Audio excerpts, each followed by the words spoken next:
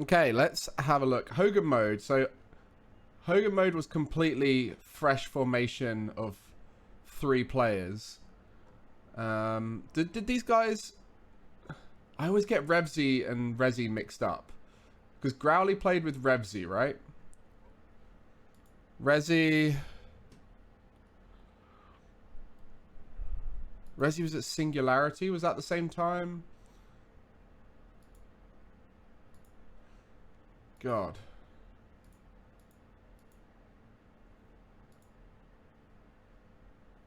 Yeah, he played with... Wait, was that... Yeah. Wait. Did Scrub and Rezi play together? Growly, yeah, you played with Revsy. Did Scrub and Rezi play together anywhere?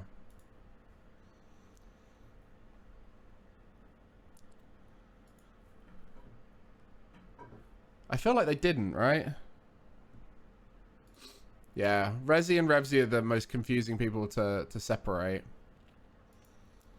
Right, Rezi replaced Triton, right? Yeah. Wait, why is Jeff's nationality? Oh, that's not Jeff. That's a different team. I saw Tadpole and then thought Jeff was Here Lies Jeff. It's a different Jeff. Yeah, this is Wolves. I thought for some reason I was looking at a different team. Rezi was sub on a SNG. Yeah, you're on Cooks' minions. I remember that.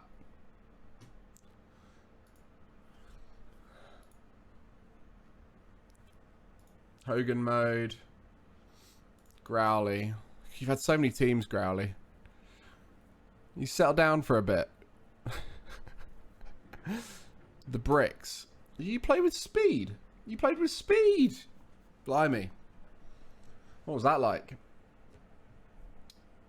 Well, it lasted a month, so...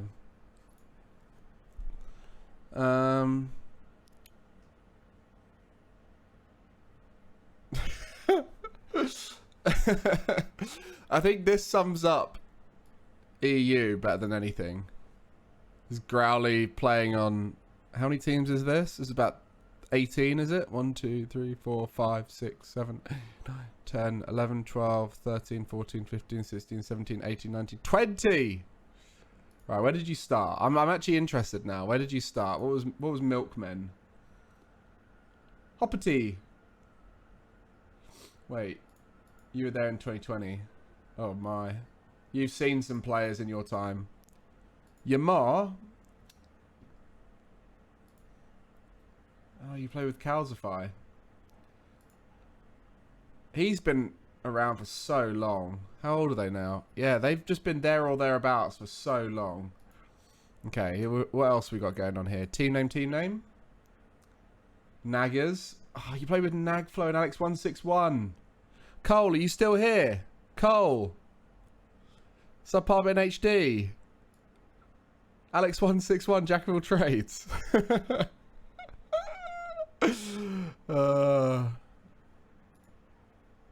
Wait. Don't say anything that's going to get you cancelled, Growly. Chomping and growling. Womped. Oh, so you played with Revsy a few times then?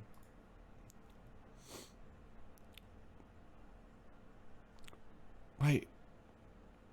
When did you play with Revsy again after that? Because that was with Rye.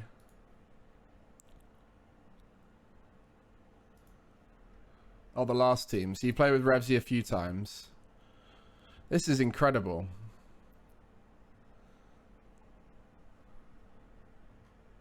Anyway. So you formed a team. You're 18 as well, so you're sort of a bit on the older end of the spectrum when it comes to players. What controls do you have? I don't normally go this deep. I don't normally go this deep into players. I mean, I've backed you for a while. I picked you for a sub for England because I thought you were the next best player after the 3 that we went with. And I thought you're the best pick of someone who I knew was guaranteed to not make the major or worlds or whatever it was that was at the same time. Worlds, right? Let's have a look. Good. Boost RB. Good. Oh, you're a aerial left and righter. What's that?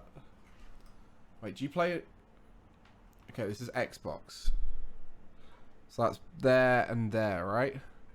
Okay. So you, what's your grip? Are you do you claw?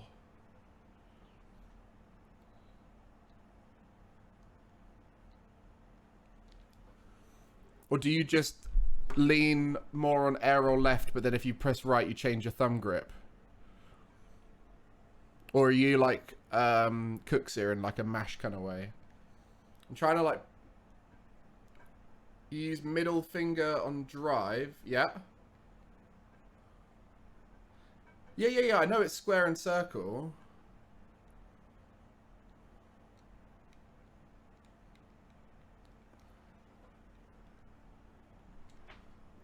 Then pointing on boost, yeah. Your index finger, otherwise known as. And then you just thumb mash towards the two arrow right and left, right? Makes sense? To be honest, I could probably use this. Oh, you have power slide here. Okay, I have power slide L1. Yeah, you'd never play them together. But as in, like, what I mean by that is that, like, when you're here, you would just lean across, right? Like, you're sort of mashing the thumb around, as opposed to pressing. Because, like, my grip I have is I press this button with my thumb and this button with my thumb, and then this presses this button. So it's like I've got two presses. But then to press this, I sort of have to roll my thumb over and mash it. Yeah. That's what I mean by mash. I mean, I guess it's kind of, when I say mash, like Cooks here had hold ball cam, right? So he would always have his finger pressing down on the top, and then then he would mash down a lot more. Yeah. Interesting though. It's always I'm just intrigued by like how unrefined. Since Zen, right, it's made everyone think a lot more. It's making people think a lot more about stuff. Like, you don't have normal arrow. You don't need normal arrow, right, if you use arrow left and right, as far as I know.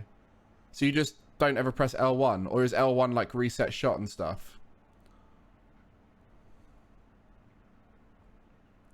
Well, you don't need normal arrow if you have arrow left and right. L1 isn't used at all. I see. The problem I've got, and I know you've spoken about Scrub doing this. Like, using normal air roll is too intuitive for me. So I find the normal air roll plus one directional air roll makes so much more sense for me. Whereas, if I tried doing the double air roll thing, which I did try for a little bit, it felt like my brain couldn't process using arrow left and arrow right. I started to get it. But yeah, it took a little while. And so, like, stuff like this was really fun. Like, doing those kind of movements. But then, like, to do it the other way, it would make more sense to do it with normal arrow. But that's just because I'm used to it, right? So...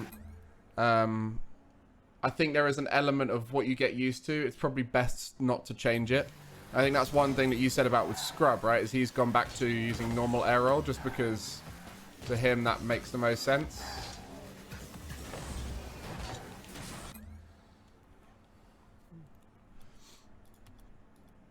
And the other thing as well is if anyone goes, oh, you don't need, you need both of them, then you just look at Zen right now. He's only using one of them. Yes, he's got it on the dynamic air roll or the analog air roll or whatever, but he doesn't really use it for that. There is an element of slow in and out. But anyway, I don't know why I was going into that much detail. I just thought it was interesting. Okay, so let's have a look at Hogan Mode's journey. So Spring Open, closed qualifier. You guys went 3-0. Who are you playing? Oh no, that's Monkeys. I was about to say, what's this Mickey run? I don't even know who these teams are. But like, they're not. These are Wait, one of them's Sir, right? Yeah, one of them's Sir. Okay. And Fufak stuff are actually quite good. But what kind of orgless team doesn't have a logo? Am I right, guys? So you had to play Monaco and then the 2 British orgs that fell off.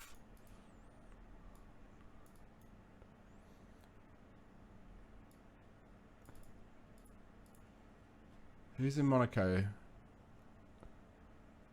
Stizzy. What happened to... Was it VK Salen, right? Or... Because VK Salen was there, right? VK got kicked. Is Dying any good? How old's Dying? Probably like 15, right? Oh, 17. Interesting.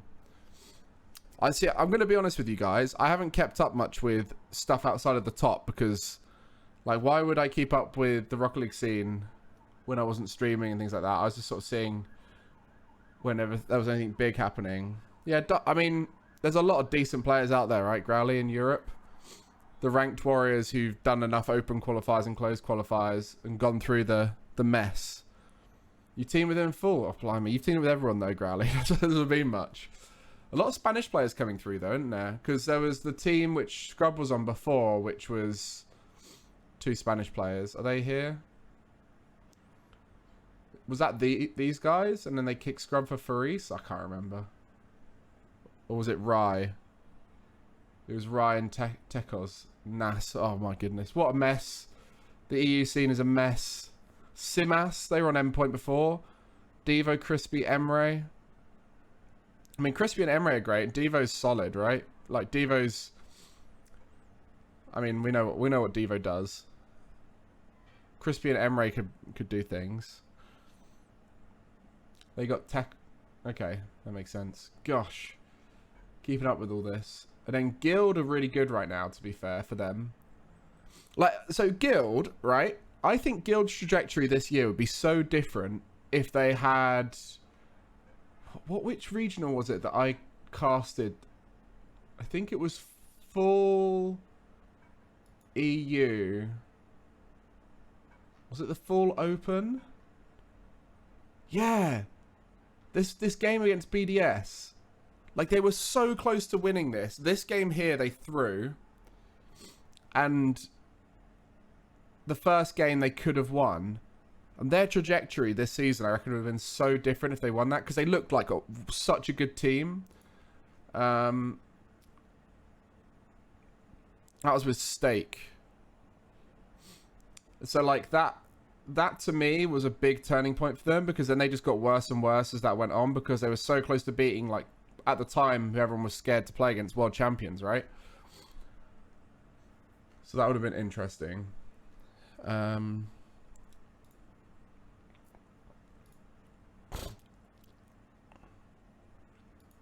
Anyway. There's so much history for me to catch up on. But anyway, you guys beat 3 very good teams there in solid fashion. What were the score lines like? Domination against Monaco. Wait, where are you here? That one. Reverse sweep. Solid. Close games, though. Oh, blimey. That's a series right there. 10-minute overtime game 1. Then you beat Guild. Oh, that's pretty convincing fashion there. That's the classic, like, third game in a 3-1. Third game in a 3-1 tends to go like that. Like, when you've dominated like that, you can often... They can squeak a win out. It happens a lot. See, like, it happened here. It happened here? No, that was a... That was a settler. Yeah, take your foot off the gas. It's classic. Look, see, it happened here. Quadrant versus Solary. Took your foot off the gas. Kind of happened here, not quite.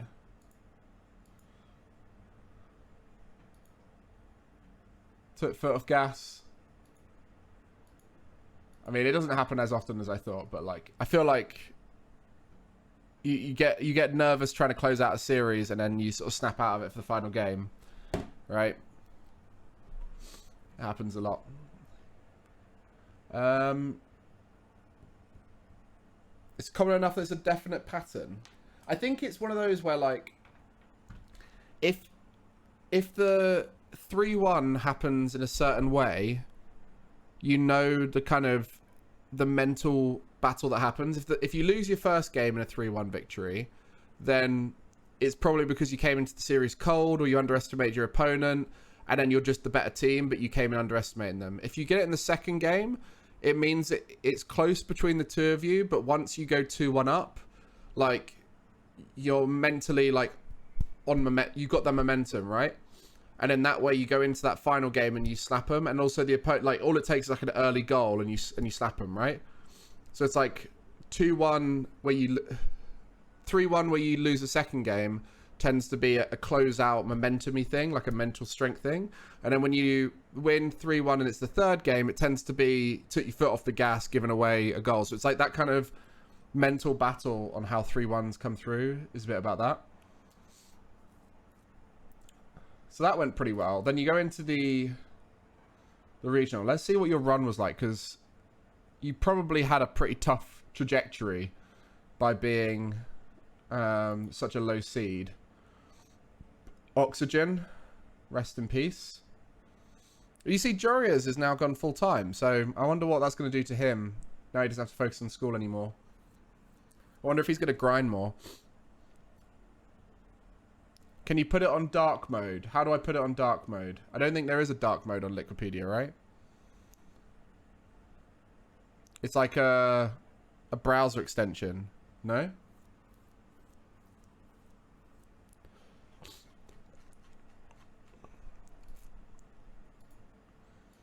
Happy? I don't actually care that much, but as soon as other people care, it's worth doing it.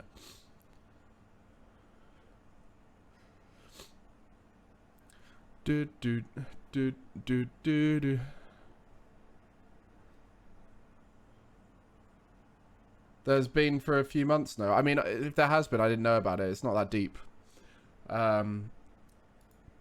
Okay. Hogan Mode 3-0 versus Oxygen. What's happened to Oxygen recently?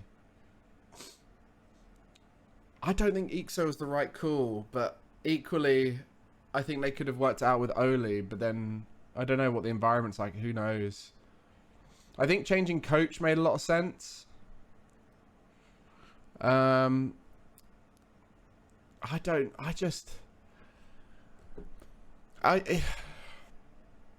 a big believer in structure that promotes positive performance.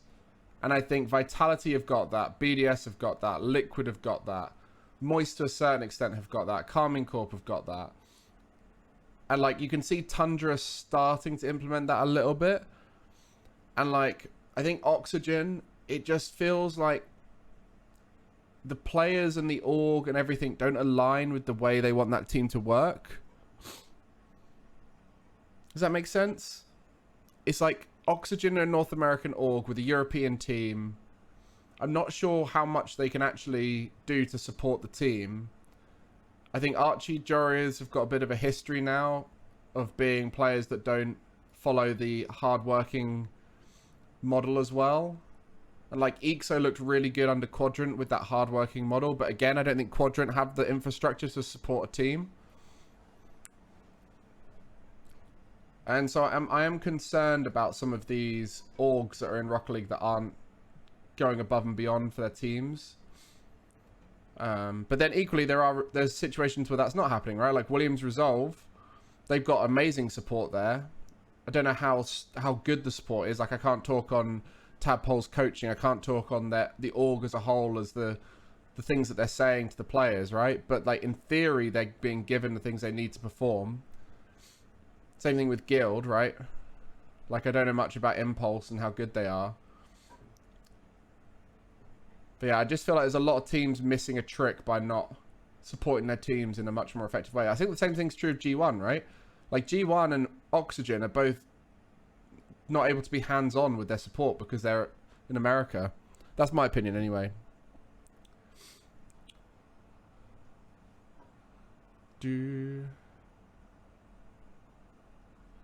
Ixa's probably best available player. Makes sense. I mean, what the thing about what I just described is, if Hogan Mode got picked up by an org, and the org was as hands-off as some orgs are in Rocket League, I think that would make them worse. Honestly, I do think that having an org that supports you badly is worse than having, in terms of performance, right? Because it adds a lot of stress. It can make you lazy.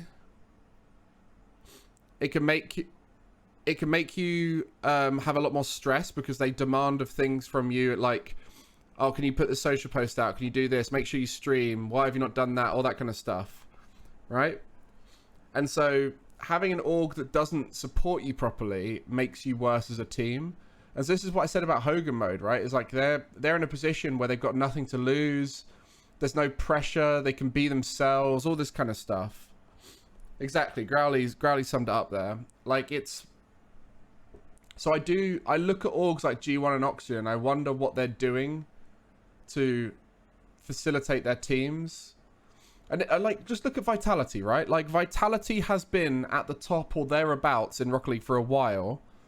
And when I was there, they had plans for what they've done now, right? You think G1 are pretty good? But like, how can you say G1 are good? Like, where's the G1 facility that the players can go to and train at and hang out with the staff? They did it when they went out to LAN in America, right? But there's only so much you can do as a North American org for a European team, right? Like, G2 is an EU org with a North American branch. They can support them in that way. Like Moist, I feel there's elements of that within a team like Moist, but like, these guys got sent to the Endpoint HQ, right? Like, they get supported in a slightly different way, where it's a lot less, there's a lot less push from the org, because it's like a creator org, right? So it's slightly different in that way. And like Oxygen are the same, right? Oxygen have stuff outside. Exactly, and that's exactly it, Growly. It's like, the players are getting the paycheck and they're getting supported in many ways, but they're not getting that performance support that makes them, that can push them to excellence, right? And like, you see that in the orgs that do well. And to be honest, it's the French orgs, right? Because the French community can go to a French-based facility and be supported in that way. I mean, orgs also have to make some money with the team. Boot camps are hella expensive. They're expensive. It depends on how you do them, right? Like, the most expensive thing you can do in esports is give a paycheck to a team and get nothing out of that team. Because, let's be honest, how many people have become G1 fans off the back of their team? Right? Like, how many people have become Oxygen fans off the back of their team? It's like, it's limited, right? Like, for the amount of money they're spending. So it's like, if you're going to commit to that level of spending, you've then got to commit to the next level of spending, which is get them in person, make content with them in person. You know, like, look at the kind of content that BDS were able to do with their players by having them in person, right? Like, you can start doing documentary things. You can start doing, you know, photo shoots with the players. Same thing with Vitality, right? Like, and look how much better it looks on stream. Yeah. But what I'm trying to say is, if you're going to commit to the cost of Rocket League, you should be committing to the next level of cost, which is support the team on a level that they can take more from the players, right? Like, if you do content with players, if you do it in person, it's so much easier to do than if you do it over the internet, because players get burnt out if you do it over the internet. You have that ability to implement performance structures and all that kind of thing. And I think we're at a stage in Rocket League where we've seen the benefits of that, right? Like, Liquid have gone out to the Liquid facility. BDS have the BDS facility for a while. Vitality have Stade de France, where the guys play from. Karmine Corp have their facility. Like, just think how much better it was when Nolly was at Karmine Corp versus when he was at Guild. Like, think of all those activations that happened once Nolly went to Karmine Corp. Now, Guild is one of those orgs that's now got the ability to do that stuff because they got the HQ. So if the players go to the HQ, they can, in theory, activate all those things. I don't know if they do, but you know what I mean, right? Like before Guild had an HQ, they couldn't do a huge amount. And now if they want to, they can bring them along to the HQ. Same thing with Endpoint, right? Like Endpoint have the HQ. You saw what they did with the women's team. I don't know if you guys saw that. But there's so much more activation and so much more usage of the players. Williams Resolve is similar as well. So I think this is where I'm sitting right now within Rocket League esports, and I feel like you're seeing the conversion from the teams that are investing their energy in, but it's not just the conversion into results, it's the conversion into long-term results, like sustainable results.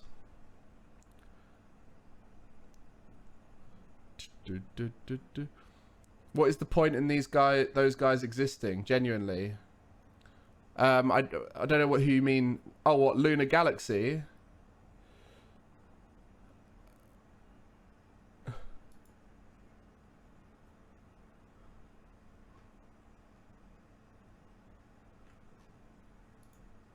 They were in a recent thing, weren't they? Yeah.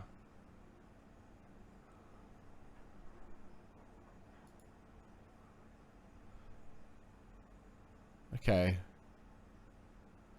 Is this another Semper style thing going on?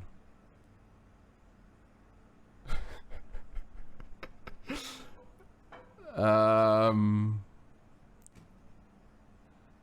on. I mean, this is what I said about you guys in Hogan Mode, right? Okay, I'm trying to find them.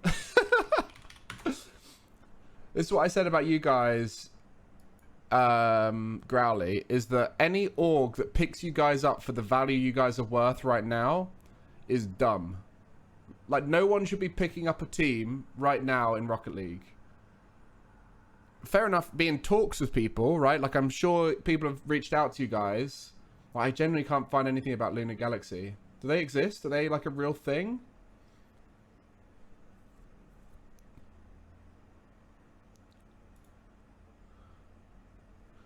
Where? Do they have a social media?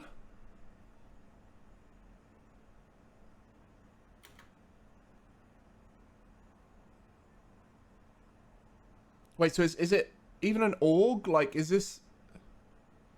Surely this is an org, right?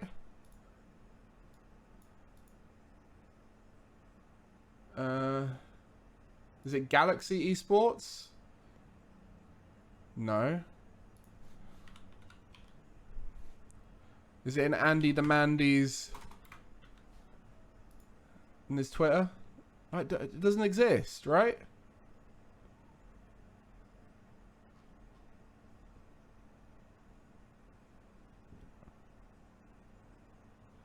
It's Galaxy Racers and another org combined. Oh, that is so dumb. God, I hate esports sometimes.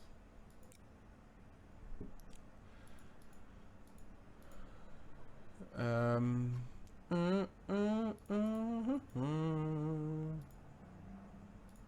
me just refresh all of these. Okay, let's get back onto this. But yeah, any org that picks up Hogan Mode right now is dumb, in my opinion. No one should be picking up Hogan Mode right now. You can talk to them. You can like find out where they're at as a team. They shouldn't be getting picked up because we don't know what After Worlds looks like from the public point of view. Like, I know a little bit because I've been on orgs that have spoken to Cynix and, you know, got contacts, etc., etc. But like, if an org were to pick up a team right now, they'd be wasting a lot of money holding on to players for an extended period of time without a huge amount of activation, right? And so then you start thinking, well, when do you pick them up? And it'll be like when we're getting closer to the next season, or if there was some off-season stuff that was really worth entering, maybe you could pick it up for that, knowing when the next season's going to start. But realistically, Hogan Mode are going to be orgless for the rest of the off-season, most likely. And if they do get picked up, there's a very real possibility that some other people will either become free or any one of them will get poached to be on a team. Because when you're a free agent team, you as individuals are some of the most valuable individuals in the Rocket League space, because you have no buyout cost, you are fresh, motivated, etc., etc. So it wouldn't surprise me if either Hogan Mode stick together without getting signed throughout all the off season, if any of them individually get sniped and picked up by another team, or if a really good top player becomes a free agent and wants to join them and they replace someone in the team, right? Any of those outcomes, I think, is much more likely than getting picked up soon. And like, all of those things will just change with time, right? As much as Hogan Mode could say right now, we're going to stick together forever, I think that would be silly of them to fully commit to sticking together for the start of next season. Like, that's the default plan. Like, stick with that as your default plan, but don't like block yourself from other options, right? Plan is to stick, but if something comes up, then you should be like encouraging each other for those options, right? Why does NA pay so much more than EU? Everyone wants to transfer to NA for the money, but EU always has better performance. You would think they were making more money overall. That's the reason why NA makes more money, is the audience is much bigger in North America. The players tend to have bigger brands because they themselves have larger followings. If they stream or make content, that content gets viewed by more people. So therefore, the biggest value which comes from an esports pro, beyond just competing, is to have that successful content piece that pushes the sponsors out. And then the last thing is there's much more stability in North America. In Europe, as we've seen, Vitality didn't even make a regional at some point, right? And if you're in a region where there is that volatility, then it's a lot riskier to pick up a team. Like, look at Guild and Endpoint and stuff like that, right? Like, Guild were looking really good in this event, but then like they didn't even make, I can't remember which regional it was, but they didn't make a regional at some point, I think. Was it Regional 2? They made Regional 2, right? No, Guild are doing alright. It's Endpoint I'm thinking of. And Williams Resolve, right? Like, Williams Resolve didn't even make a regional. So that's the main thing. There's a bit of an off-weird jump that my brain made, but I want to ask you. A lot of people are talking about past 2 hours. My sports background, meaningful practice than just practicing for the sake of practicing. In my brain, 40 hours of scrims and 40 hours of rank grind is superior to 20 hours of scrims and 8 hours of rank games, even if the latter is more hours. Is that the case in Rocket League? I mean, you've kind of said quality of practice over quantity, and then reduced your statement down to 2 different forms of practice as an overarching concept. Like, scrims and ranked, both of them have benefits, and the way you engage in those things benefits you in different ways, right? So if you grind ranked mindlessly, that's obviously not going to be as good as scrims. But if you grind scrims consciously for too long, that's going to have its own problems. You need to have a fine balance of all of them. And like, the way I tend to think of it is you split practice into 3 main types of practice. You have isolated practice, so that's mechanics, going into rings maps if that's something you do, or custom training, mostly free play for most pros.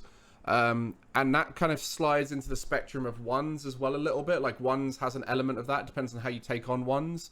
But ones you could see as very like simplified gameplay where you focus on just mechanics. So that's the like isolated mechanics focused training. And then you've got training against people. So that's where you focus on ranked and scrims, right? So you're playing against people. But then again, that kind of blends into scrims, where scrims is focused on the third aspect, which is how you as a team become better. So you as a team becomes better. That's normally where you're going to focus on comms, mentality. You might do replay analysis for that kind of stuff, coaching for that kind of stuff. So each of those areas, you've got how I make myself better as an individual, how I make myself better in a person versus person environment, and how I make us as a team better. And each of those 3 aspects needs to be balanced in a way that's correct for that individual. Now, some individuals will focus more on mechanics, some individuals will focus more on team, and some will focus more on ranked. And for each of those different things, you need to find the one which needs to be increased more. So that's how I describe those three aspects. Hopefully that answers your question. And even within those, there's so much more to it. What's up, Youngstar? Welcome. Hope you had a good stream. Welcome, everybody. Italian Stallion. Welcome. We're just going to be doing some Hogan Mode analysis today. But I'm doing quite a lot of Q&A stuff right now because it's quite interesting. I'm having some interesting debates.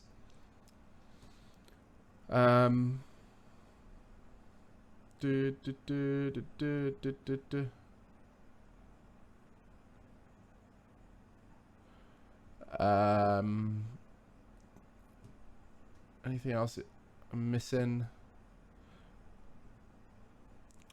Haven't missed anything else.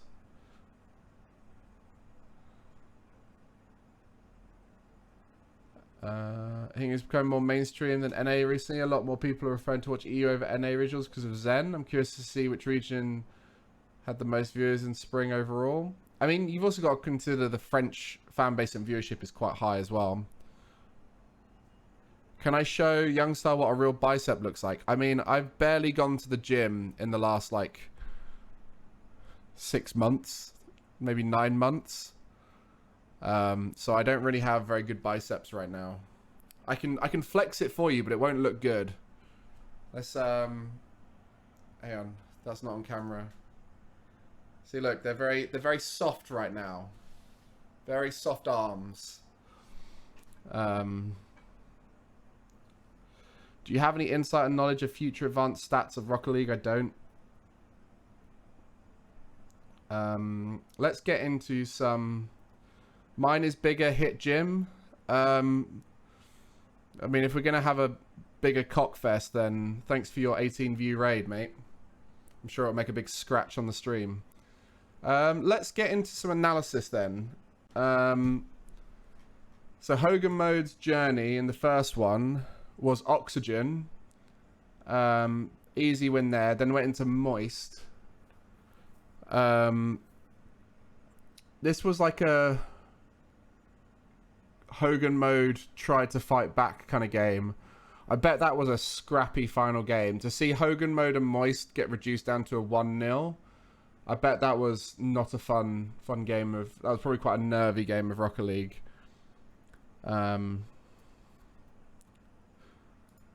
Then you guys went down, slapped Williams Resolve, similar to Oxygen. Slapped Suh. Came in a bit cold here. And then got beaten by Karmine Corp. Okay, that's just... This last game here is... We're out of it now. Post timeout. But yeah, like it looks like it was competitive up until that final game.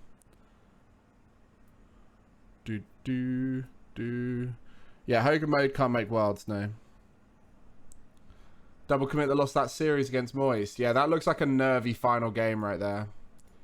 And then when we go into the next one, so this is the one where you didn't make it. Oh, you had the mental destruction closed qualifier. Oh, no. These are always really sad to see. The I can't close out closed qualifier. Okay, so let's have a look at these. So the first game against SK, absolute domination. Against Wild, see you later, Billy. Then, okay. Wait, who's THM? 2.5 men. Wait, no way. Oh no. That's probably where you got mentally defeated right there. Losing to Rizex. Goodness gracious me. You're probably thinking, how's this happened? No, I'm kidding. You probably did have a little bit of a like, how have we lost that kind of feeling? Because, like you said, you were feeling overconfident in this one that you could just beat anyone in the close qualifier. Then we went into round 4. Okay. I think... right, don't get me wrong. I can't tell from just looking at these results. But based off of what I know about your play style, and if you got tilted / overdone, I should imagine there's just a massive amount of overcommitment leading to really easy, dumb goals for your opponents. And yet you guys are pulling off like miracle goals to score, right? Like you're having to do some like crazy stuff to score these 1 or 2 goals. And then these goals probably look rubbish and were just like walked in, right? Am I right? Based off of the way you guys play and looking at these results. Same kind of thing here. I bet you had to work really hard for these ones and then they were just like... Actually, these were a few overtimes, so... But yeah, at this point you're like mentally out of it as a team. Okay. Let's have a look at some of the stats then, because I think this is where I can start bringing in new information that might not have been spoken about you guys. Oh, I hate the fact that we can't just look at all of spring for Europe. Okay.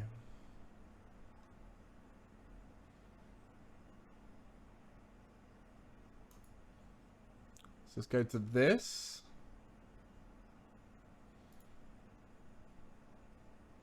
There we go, Europe.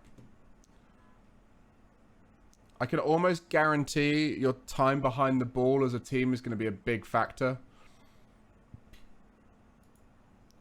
Let's have a look.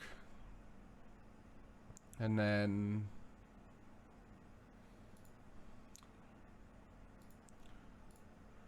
Right, let's have a look and see what things look like in Regional 1. Let's start from a baseline.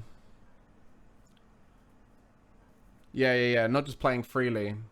Did you hear what I said about Vitality? About how, like, they shouldn't know all the stuff that I was describing. Like, their best case scenario is that they don't know all of the things, because then that way they just play without thinking and much more freely.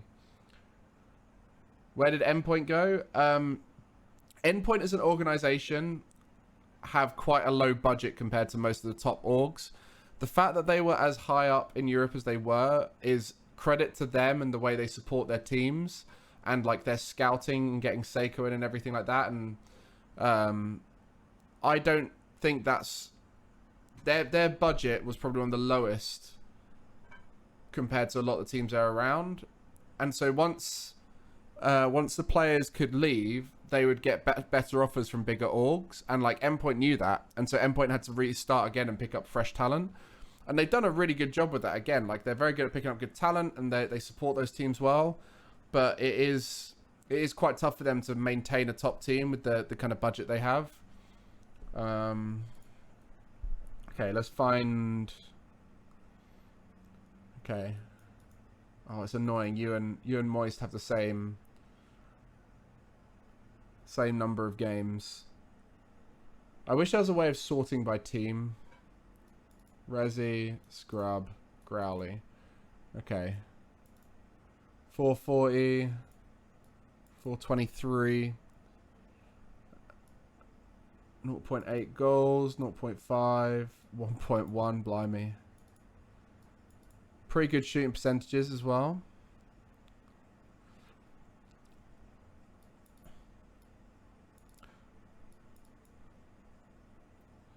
Quite low goals against. That kind of credit to Scrub and his defense. A lot of assists and offense. So it's, as suspected, it's very much like the Resi Growly combo with Scrub covering behind. Scrub gets a lot of demos as well. Sorry, you guys probably can't tell what I'm highlighting, but like I'm trying to talk you through it. Like 2.85 demos per game. That's probably one of the highest in. Yeah, it is the highest.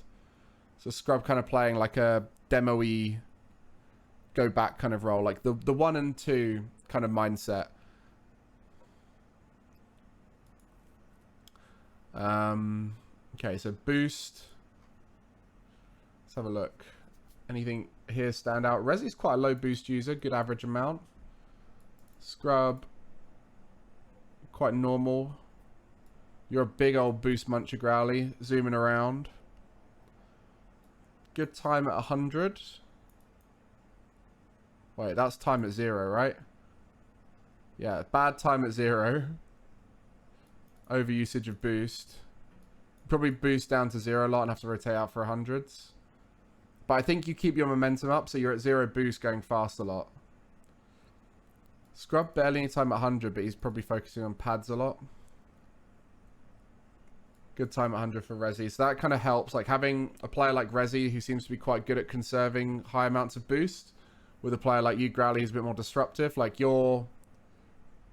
I mean, this is Regional 1 as well, but it looks like one of your big areas of improvement will be around boost usage. Quite a lot used at Supersonic as well. Interesting to see if that comes through in the gameplay. Right, positioning wise. Okay.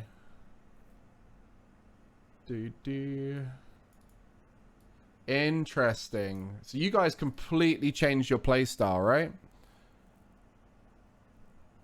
You completely changed your playstyle. So in Regional 1, Resi was the most back and sat very deep. Very deep. Now Scrub is most back. And in this one... Yeah, this is a very risky playstyle. And I'm interested to see how that goes into Regional 2. Okay, let's have a look. So this is Regional 2 qualifiers, right? So this is Regional 1, Regional 2. Okay, let's have a look. Here we are. Oh, yes. We've got a different number of games. Okay. I'm just going to go straight to positioning. Wait, I want to look at demos. That's one thing I want to look at. Yeah, much less demos from Scrub in this one. Okay, so there's quite a lot of changing going on here, which is interesting. Okay, so in this one... Oh, wow, yeah, you've got a really bad time behind the ball here, Growly. But you can see now Scrub is most back. Interesting. So yeah, Scrub most back here. But this is like probably one of the worst in the qualifier, right? Yeah. So like you were sitting upfield far too much.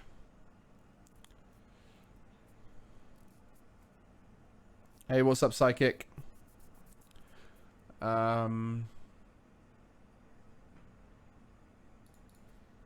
Movement.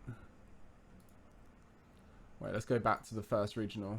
This is interesting, just seeing like the difference in each one. Movement. It was like 20 for this. Yeah, you're a zoomer. Zoomy boy. Scrub's quite a low speed, so is Resi. So this is why it kind of works, because you can go fast where they go a bit slower.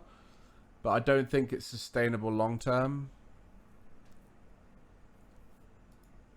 It's a bit too imbalanced, so you're going to have a lot more inconsistency with this kind of structure. Let's see how it changed in this qualifier where it all went wrong. Yeah, you're going faster. Resi's going slower. Like, everyone's exaggerated their habits. Like, you've tried to go faster. Scrub and Resi have become slower. Like, you're flying more, you're off the ground way more, and Scrub's way more grounded and probably more hesitant, and that might also mean he's going for more demos, which makes no sense because he's slower. So, like... oh, we didn't look at boost for the qualifier, because I bet that will show a lot as well. Oh, yeah. Resi, way less boost usage. Higher average amount to try and be more conservative. Similar for Scrub. So that's pretty consistent for Scrub. More pad focus, but like it's not that deep. But yeah, like your boost is a bit higher in this one, Growly. So it seems to me that like you're trying to be a bit more carry focused in this one. And then Resi felt a bit like vulnerable and didn't feel like he could go as much. Probably because you guys were overcommitting a lot. So it's hard for him to know when he could go. Yeah, it's quite warm in it, Psychic. Okay. So then we can have a little look at the event where it went a lot better and see what's going on here.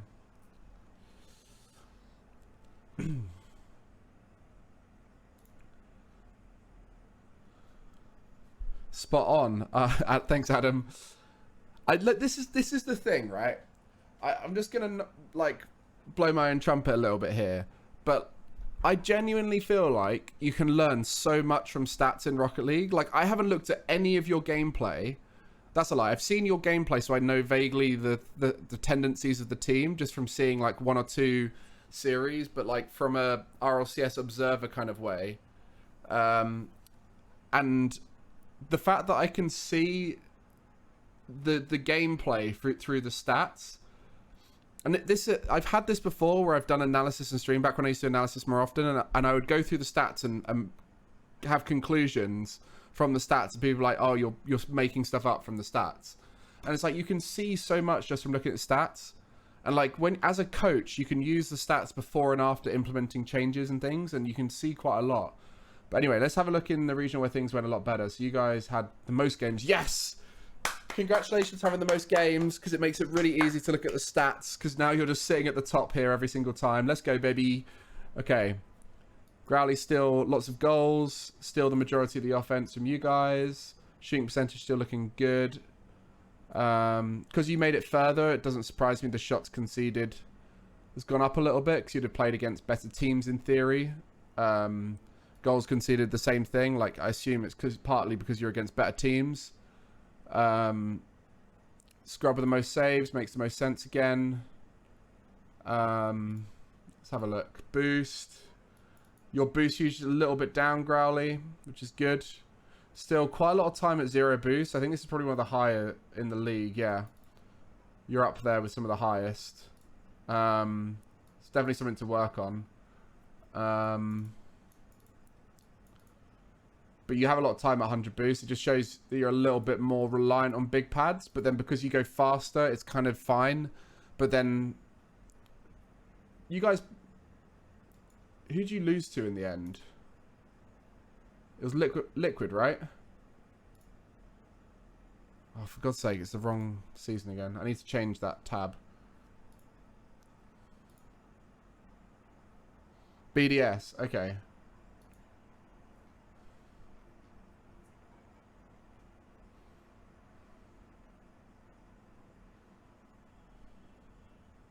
Beat Karmine Corp.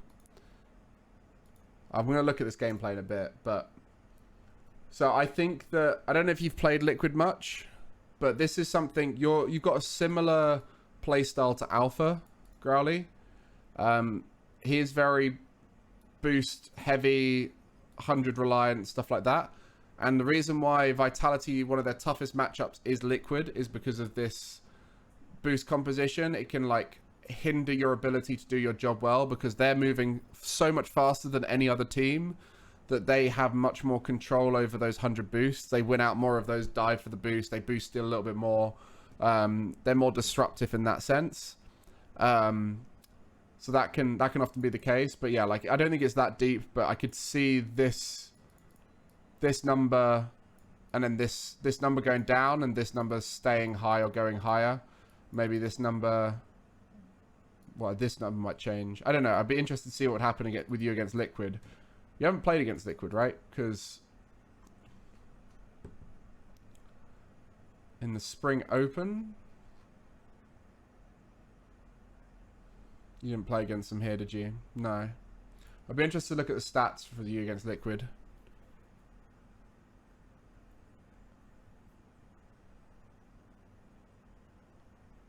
You beat them. Oh, yeah, you did play them, right? Okay, so I'm interested.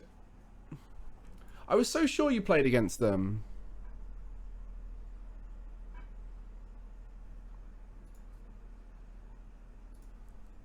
I'm interested to see how your stats change against them. But again, it's the same thing, right? Spring, Europe. I skipped over it. You beat them here, right? Okay, I'm going to have a look at the stats for that and see what happened. Because there could be stuff that you guys did to them. Because I'd be interested if the same thing that happens to Alpha happens to you with the way the stats play out. Let's go in here, main event, lower quarters.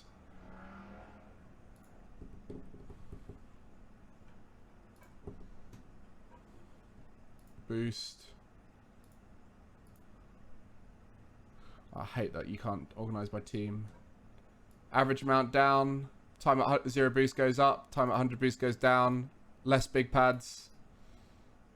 Less boost usage. Yeah. It's not much, but it's enough that it affects your ability to continue doing what you're doing. Scrub's relying more on pads, I think, against these guys. It's like has a slightly lower boost. Interesting. Okay. What's up, Asna?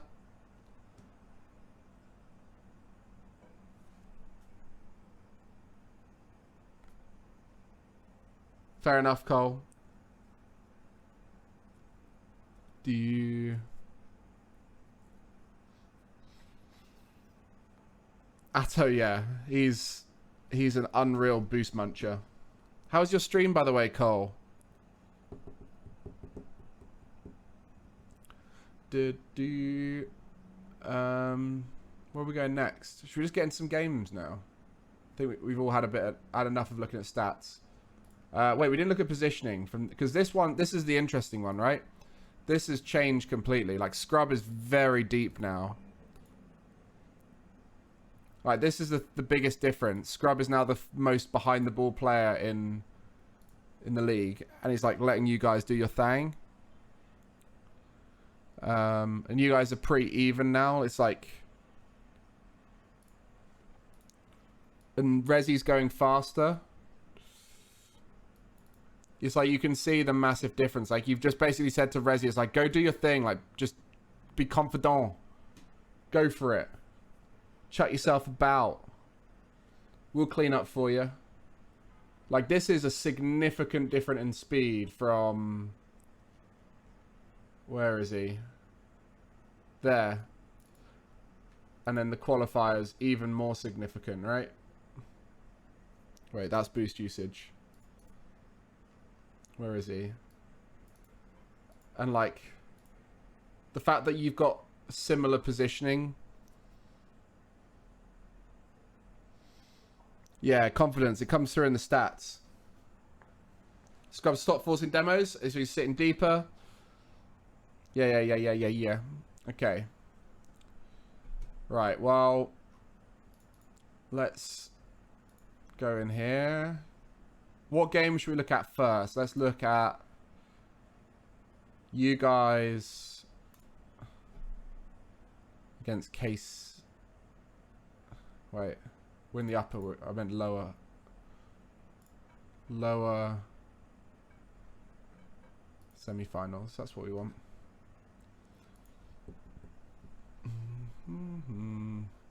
2-1s. God, which 2-1 do we go for? Which has got the sexiest goal in it? Let's just go with this one.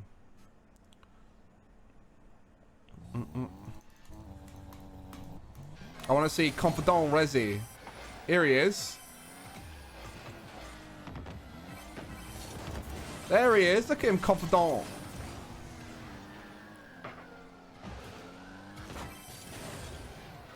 Oh, I like that. Nice spacing. Sitting nice and wide. I like this. Nice idea. Force a touch out of exotic that's uncomfortable. You see a little bit of the nervous boost tapping. Understandable. You are in quite a high stage of RLCS.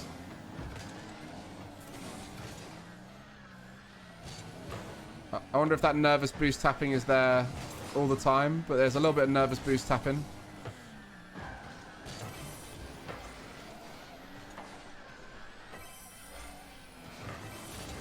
Nice forces.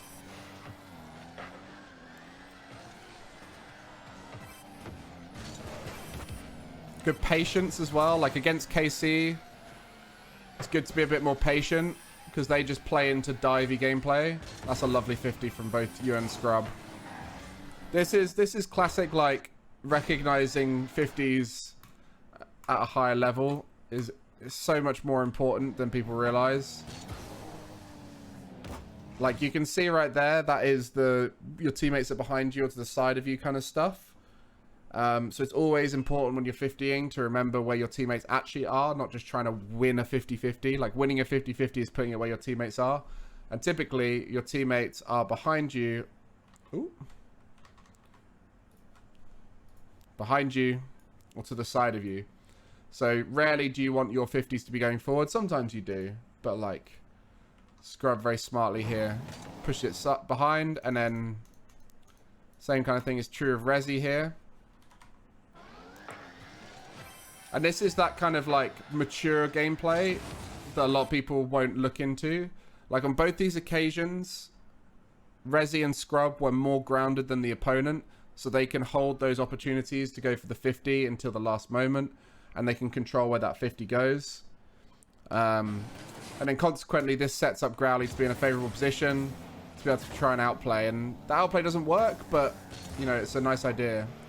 That was very alpha 54 of you. This is, you play a lot like alpha, Growly.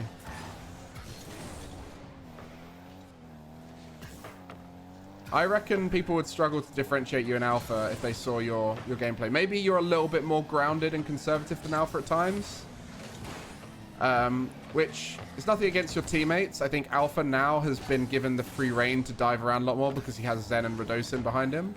Like, nothing against Resi and and Scrub, but like, you do have to be a little bit more careful with your decisions, whereas alpha can go like full, if I dive it, it's fine.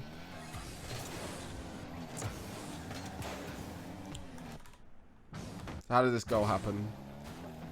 Scrub with a good clear, good follow-up, good disruption and exotic, good fake there, good fake again. Yeah, Vatira is a bit jumpy. I think this was something that I noticed as well against you guys, is I felt like a lot of people didn't know how to play against you, which kind of comes in with that uncertainty, you know, like we don't know how to play against a new team. And I did notice KC getting a little bit jumpy at times and slamming on the brakes. And I think it's because a lot of people, when they thought of you as a team, they thought of you as chasey, and they hadn't quite come in with the correct game plan, which, if a team is chasey, you can go one of two ways. You can go disrespect them and chase better than them, or you could go into it and think, okay, let's just force them a lot and then play off of their dumb decisions, right? And I feel like KC probably thought they could just be better than you, like just a little bit of overconfidence that they could just win those interactions out a lot. And you can see that the maturity of the way Hogan Mode are interacting in a lot of these situations is surprising them. And as you guys mentioned, you changed the way you play to be a little bit more conservative and less chasey and dumb and like over committee, which you have been in previous events. And right there you can see a great punishment of Vatira through that, and even like Exotic here, right? Like Exotic thinks you're going to do some like crazy aerial play, which you guys were a lot more in control than that. You were playing a lot more smart. Yeah. Liquid and Karmine didn't take it seriously. I mean, there's an element of that, but then there's just an element of unknown, right? Like, how do you, like, we just looked at the stats, and in 3 regionals, the stats look completely different. The way the team played was completely different, right? They've switched up the way they play so much. Like, how are you going to learn how to play against it? And like, you can see right now, they don't know how to time their challenges. They don't know how to space, and like they're not really sure what kind of options you're going for.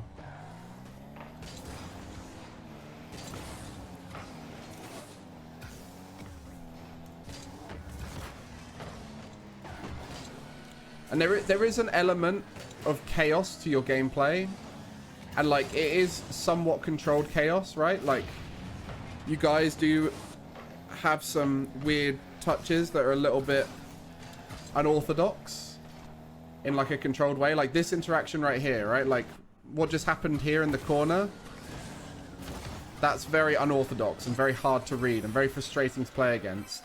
But then this is where we spoke about with Vitality, like doing unorthodox things with a quick recovery is generally all right,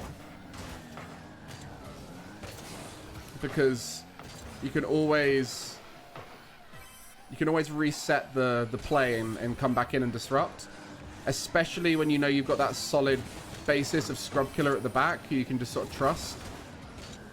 Like even this, right? Like that's just a recovery speed thing, right? And if we go back and work out where that was from,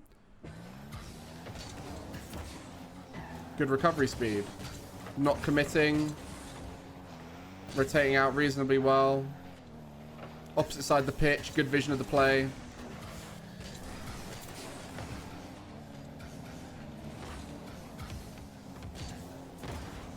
Normally, if you see subpar but in HD in a chat, it's normally Cole, because Stumpy tends to be on the Stumpy account. Especially as Cole's been streaming a lot recently, so he's probably logged into that account more. Again, like Scrub, very comfortable when coming forward as the third, just to put the ball softly to the side, right? Like, he's got a good read of people. Always has done. That's where his strength has lied in ones as well. Has always been defensive reads and getting these miracle saves. And it's very much like sitting in those positions to be able to punish decisions while you two recover and then can consequently play off of that. Like they're really smart, just taking time up, enough time that you two can get back, and then so Scrub very selflessly playing his role here, which is good. Getting out of the way for you guys to go. Sitting deepest. Nice simple touches, low boost touches.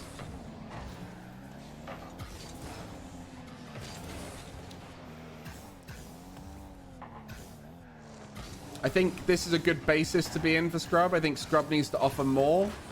But then considering you guys change your playstyle so much, I think this is fine, right? Like you can't, you almost have to go down to basics for Scrub in this situation. Like to bring out the best in you two, he needs to go down to this level. It's kind of similar with like Extra, right? Like Extra had a similar role in BDS when they're in their best form, but we always saw them playing their best Rocket League when Extra was also getting involved with the goals and stuff like that. I think that's where Scrub is right now, where he just needs to get more comfortable in this rotation with the team, playing this role, and then build up from there and know when the right times to bring out his own outplays would be. Because the worst thing you can have in this situation as the selfless player on a team is to start getting too big for your boots and try doing too much. So it's almost like you have to go through a bit of a patch of underperformance. And by underperformance, like right here, like this kind of stuff, right? Like right here, realistically, where Scrub should be going is something like this probably, right? I don't know whereabouts on this route he's going to go, but like at any point here, if say the play goes over this way, he can go over to this boost. Say the play goes in towards the middle, can work this area here. Say as he's coming back here, he can work across. Like this is probably the pattern to go for in this situation because it gives you the most options.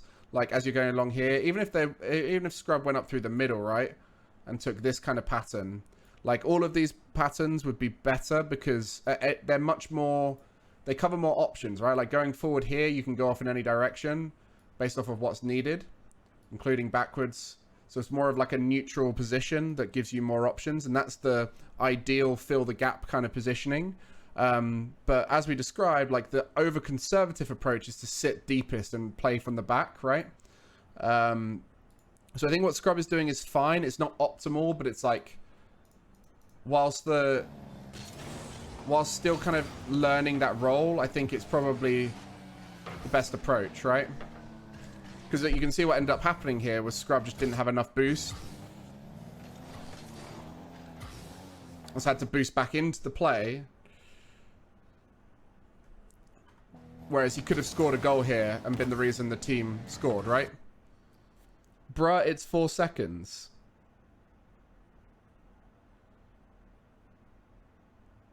Yeah, he could have been the reason they won the game.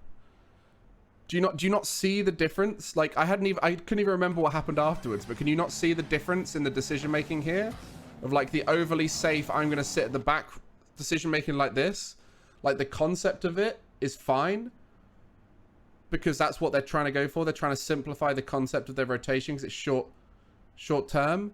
But in a real world, you want to be able to both cover forward and backwards. You want to be able to cover all options as the fill the gap person. And in this situation, this is not an optimal pathing, and so therefore if Scrub had gone for a more optimal pathing, which would be to move forward to then kind of cover more options, that could have led to them scoring a goal, no?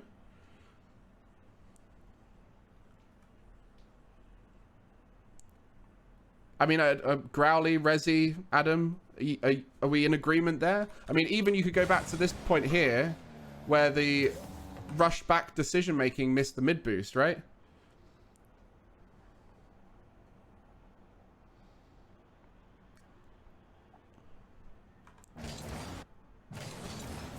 I don't think he was thinking about Exotic in that situation. And like, feel free to correct me if I'm wrong. People are in the team. I think in this situation, he's very consciously being like, I'm going to play defense, right? I'm going to be the last person. Like, that's the mindset Scrub went into this tournament with. It's like, I'm going to cover behind Growly and Rezi so they can do their thing, right? And like, it's worked, obviously, but it's too extreme. Like, to balance it all out, there's an element of pushing up via the pads that would provide more options whilst also still being able to cover back, right? That's what I'm trying to say here. And that's where I'm saying that everyone has over exaggerated their roles a little bit. Like, that's the reason why it worked well.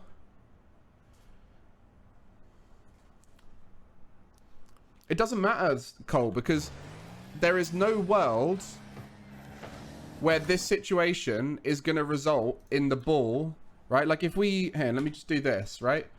There is no situation where this ball is going to get back over in this space in the next 2-3 seconds, right? Because the ball is going past Vatira and it's going to be over in this corner. So in this situation, the main thing to think about for Scrub is I can cover back if I need to, but realistically, I need to be covering this area here to stop it ever getting back this far, right? And also, Scrub needs to be thinking I'm quite low on boost, so I need to try and either push up this way or could even push up wide and go this way if that was the approach. But I think like what I was saying is that Scrub was being extra cautious due to the nature of the structure the team was going for. Yeah, and like what ended up happening was exactly that, right? Where had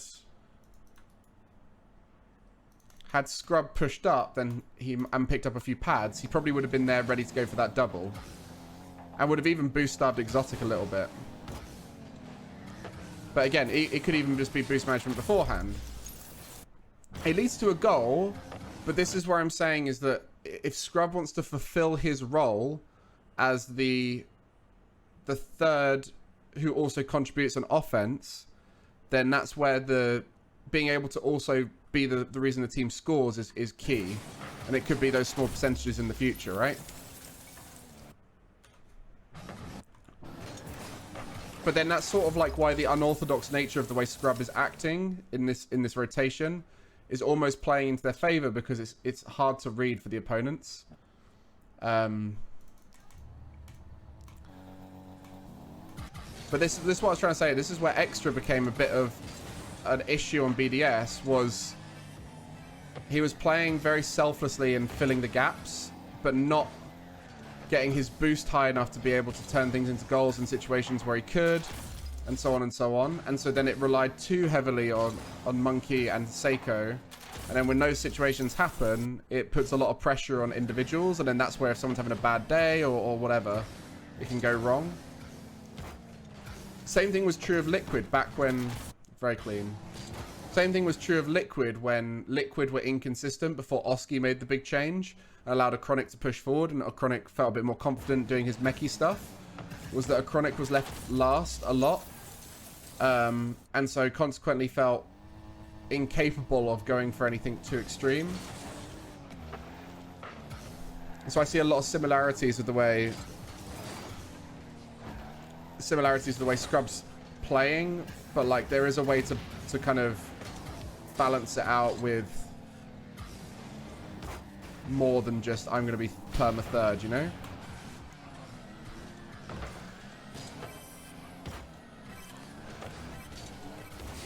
Nice idea with the 50. Team's looking a little bit boost starved at the moment. Yeah.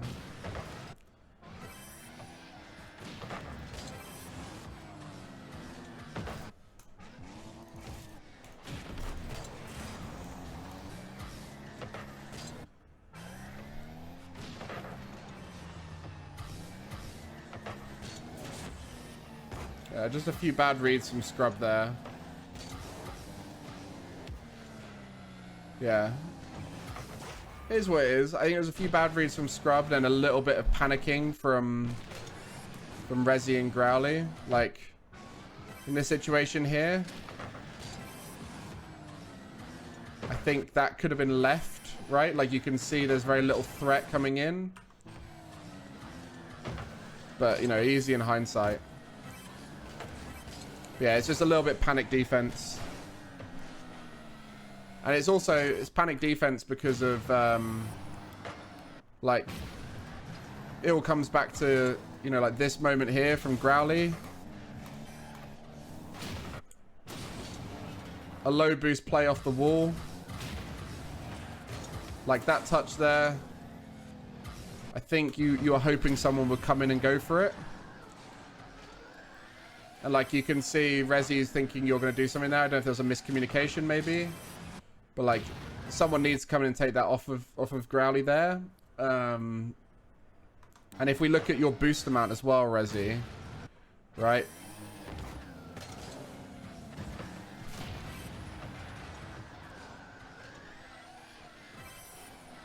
It's a little bit like it's kind of like your boost is going down without doing anything. So it could be leading to these situations more often where there's a lack of confidence to go. So this was good here. Fine to go for that. A little bit like double jump's a bit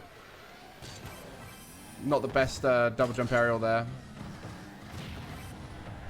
A little bit spammy. So it's just like these little inefficiencies. And so you guys sort of boost starved yourself, and then Scrub's the only one with boost, so he has to be the hero, and then just in this situation just misreads the hero save. Got a little bit too close to the play and misread the hero save, and then consequently it was a bit panicky.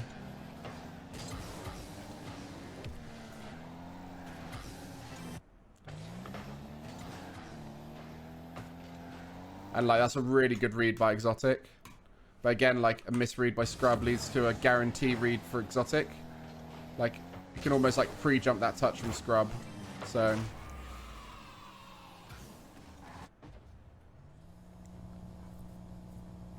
yeah.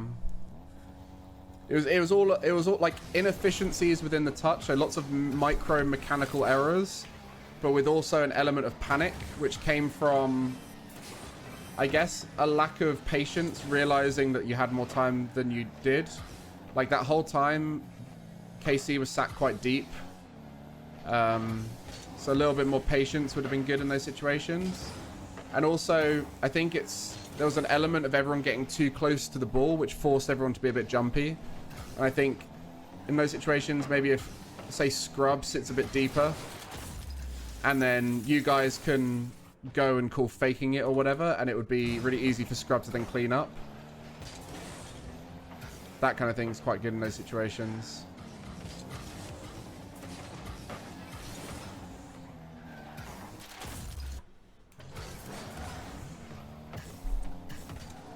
Nice force, I like that.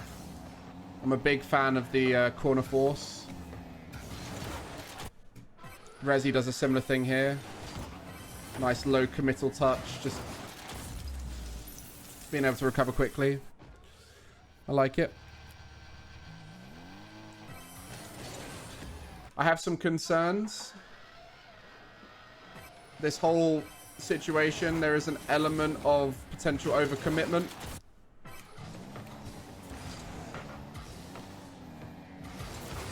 Like, if Exotic had just dived at this rather than hesitating. Again, this is something I said about KC against you guys. They're a little bit hesitant at times. If Exotic dived at that, then there was going to be a rough old defensive situation for Scrub. No, it's an easy if to say, but I would say the way that offense was created there was an element of overcommitment with it that, if on a bad day, could lead to underperformance. And so it's like you're playing a less reliable play style, but when you're executing it, it's hard to play against for a lot of teams because it's unpredictable.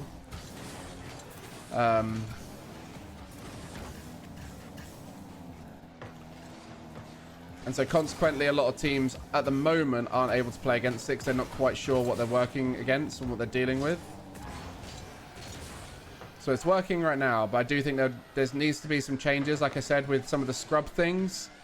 I think that will fill a lot of the gaps, especially his boost efficiency and like the way he positions around the pitch will fill a lot of gaps in some of these moments where overcommitment would then not be the case and would be able to come in and reset the play or delay and replay, sort of like how Radosin does. And there is an element of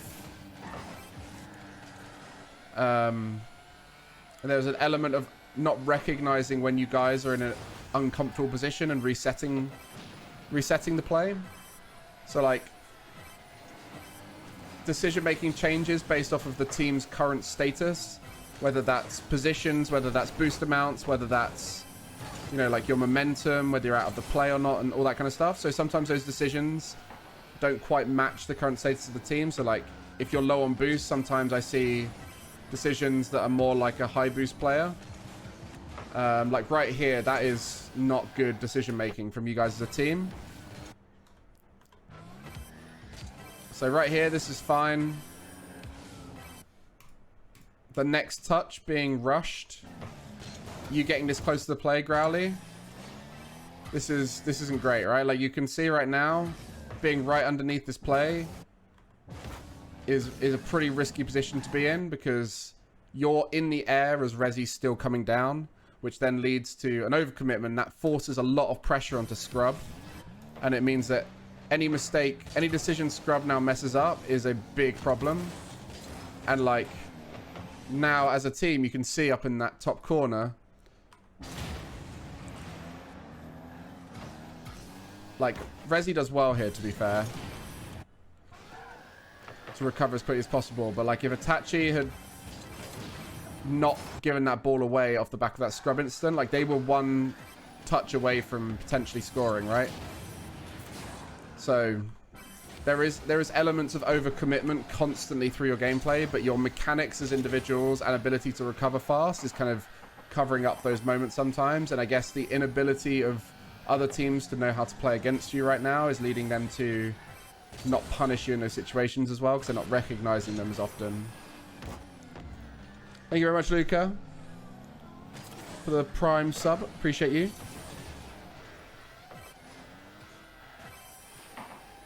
Yeah, I can see that, Adam. Sheesh.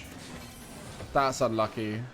That was a really good play. But you see, like, right there, that's like trying to force that play a bit too much. Like, Growly going for that shot there's fine.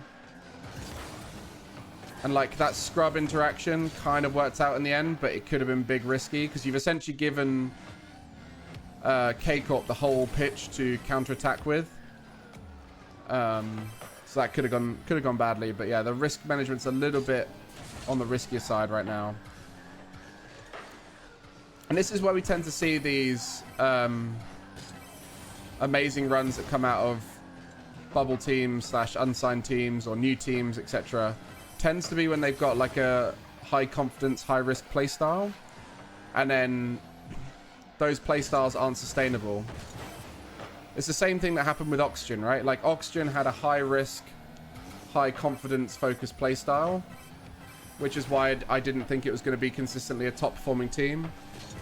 And I can see elements of that in this here. I think Rezi has been the biggest factor in the success of Hogan Mode in this regional versus the previous ones. That like change of speed, confidence, efficiency, and recovery speed has filled in a lot of the gaps that were there before. And then Scrub willing to just sit behind helped a lot. But I do think at some point Scrub will need to learn how to fill those gaps in the midfield a bit better, because otherwise you're just going to lose midfield control all the time. Yeah, I think the way Hogan Mode play is quite frustrating to play against, so I could see K-Corp getting frustrated by it. Because it's very chaotic, and like people and top teams don't like play against chaotic play styles, and so they make more mistakes. Like you can see just constant micro mistakes from Vatira, like that one there, like missing the boost and then slamming on the brakes rather than anything else. And like that positioning is just not very good from Vatira. But like to say that it's not being forced by the way that Hogan Mode are playing it's not fair. Like I think teams underperforming, the most common reason for a team underperforming is teams playing well against them, right? Like how are you gonna play against a team that's this hard to read? Like read that. Like that should be a goal right there, but how? Like they like Itachi has no idea what to do here, right? Like Itachi's whole game plan is about reading his opponents and then punishing them for their inefficiencies or bad decision making or whatever. But in this situation, like how do you read that as Itachi? Like what's Itachi meant to do here? And he's just wasted a load of boost, not really knowing what to do. And like Scrub just stopping in front of them there. Like Itachi doesn't know where to fit in against Hogan Mode here. And so Vatira's not being given the space off the back of Itachi disruption to do his thing. And like you can see what it's forcing is it's forcing it things like this where they're trying to force the goal and like predict touches rather than earn space and create good situations, right? They're trying to force players a little bit too much.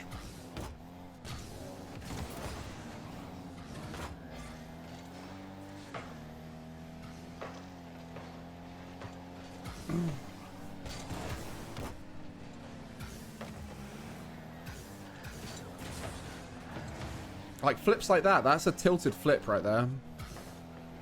Like how do you deal with a floating scrub killer, right? Like this is not normal.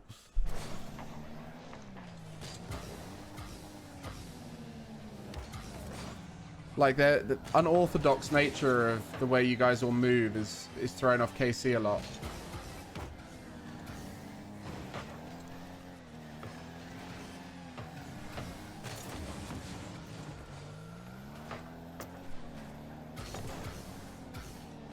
Yeah, that's right, Cole.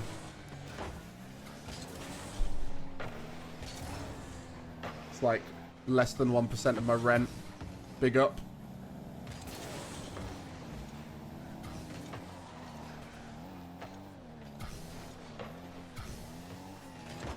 Any primers? Okay. I want to see the qualifier after this.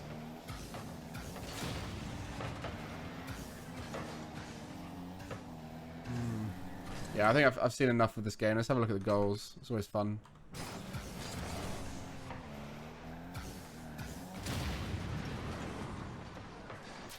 No one asked you to go live in a mansion. I live in London. That's more the problem than the mansion thing. And also the fact that I budgeted before everything went down. Like, why can I not see this goal? Like, okay. Okay, Growly dunk. Nice, good dunk. Woo! Little floor pinch. Very nice shot. How did the goal go in? Just a bit of a whiff punish. Resi misreading. Simple shot.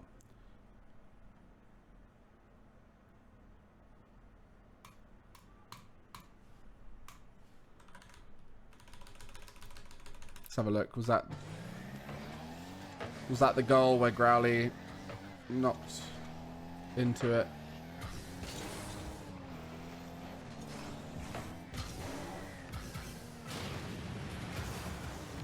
Yeah, that's scuffed, but chaotic and fun.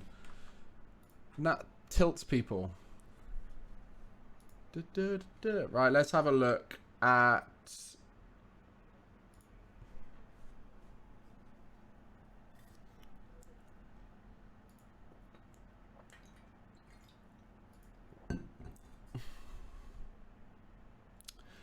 Let's have a look at the full.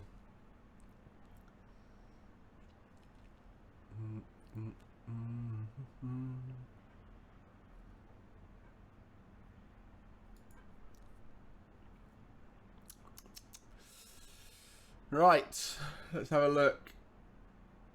I want to look at you like on full tilt mode. You tried to leave it but didn't. To be fair, we had one of those the other day, Cole.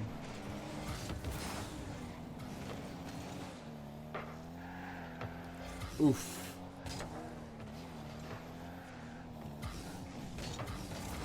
Oof. Oof. This is a change of pace.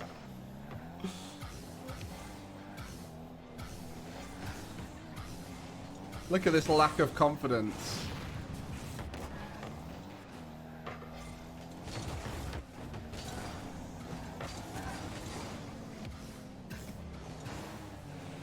Yeah, this is not.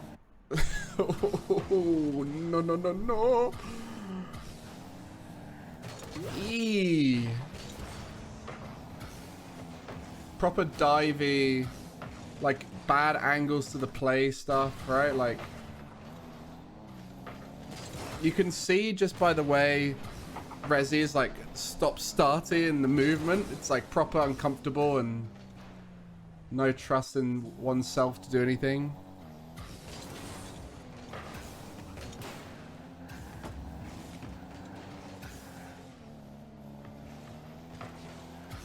Nice little solo play from Growly.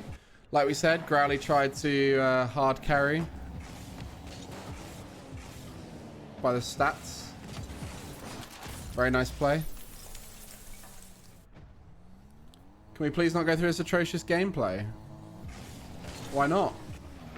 You got to see where your heroes come from. It's very double jumpy as well.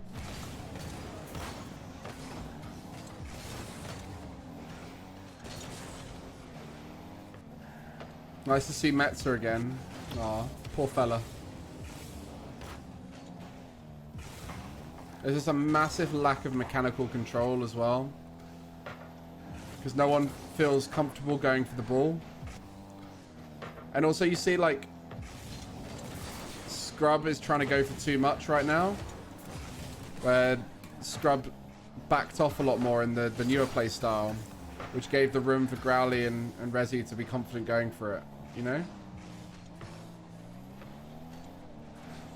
Who's the best player in Hogan mode? Depends on what your parameters for best is, right? Statistically, Growly's the best player. Historically, Scrub's the best player. And I think Resi is the most improved player and the one who's led to their success most in the team. And now plays very good Rocket League.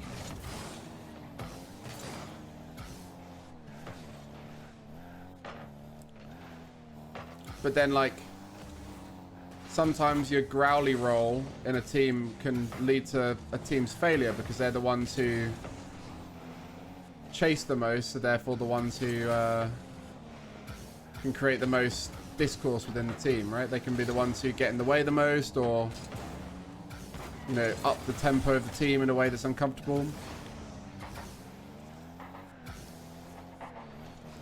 So yeah, there's I think all three of the players are important to their success. But yeah, I'd say Resi was the biggest factor for their success in the third regional. Ugh, how's this?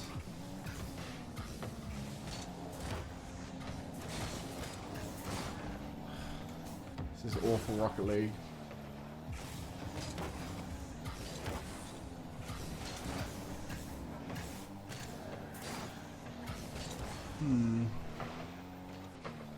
It's very chaotic, very reactive.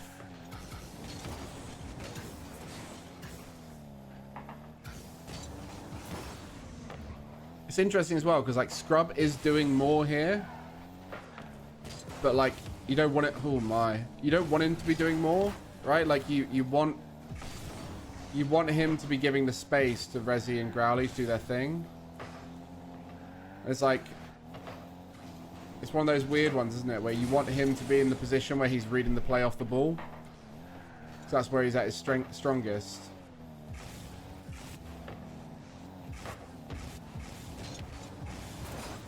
Like that was, I'm going to try carry touch right there from Growly. Look how long the recovery is after these kinds of plays when you try and force the carry play. It's like very boost intense, very all in, and then like the speed of recovery. I know you got bumped, but like speed of recovery is just so long when you go for these all in, I'm going to carry plays. Takes you out the play for ages. Means that you're like in that situation, Resi can't really go because Growly's off getting boost. Scrubs in the back, you know, like you have to almost fake for the sake of tempo in the team. I imagine with the way you guys are playing right now, there's a lot of I got it calls that are throwing off everyone. It looks to me like you guys are shouting I got it and then wait, this is the same game, right? Shouting I got it and then messing each other up a lot.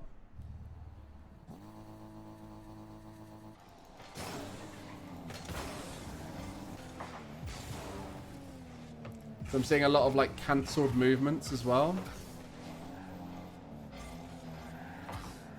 This is such weird movement here. I really don't like that. Like look at this movement from above from Scrub and Resi.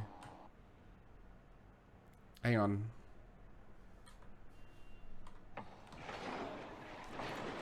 Can I do this? Okay. We're using cones.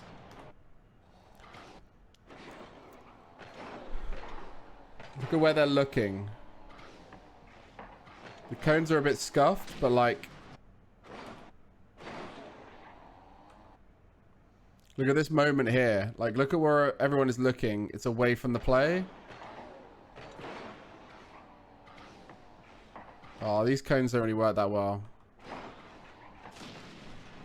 Well, there's a lot of like looking away from the play stuff going on.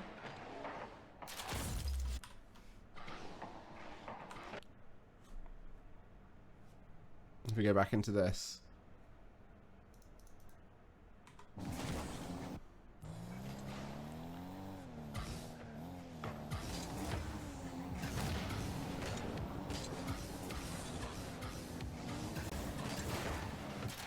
That's a really good play by Resi.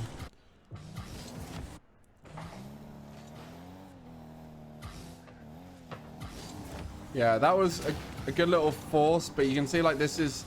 I don't want to say this is lucky, but it's like taking a lucky situation and making the most out of it. Like it's good execution, but this whole situation is a little bit on the lucky side, and like I don't know where Compact was going here.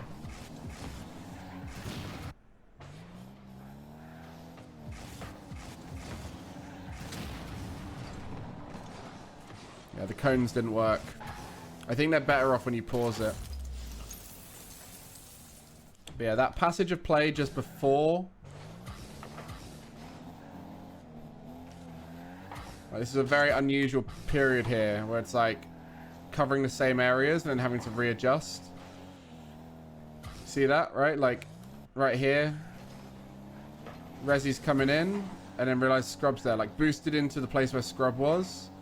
And actually Scrub was fine to be there.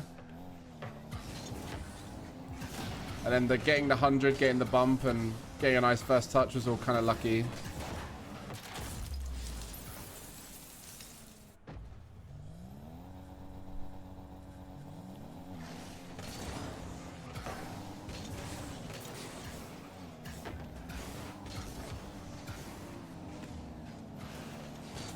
Yeah, you see again, Scrub.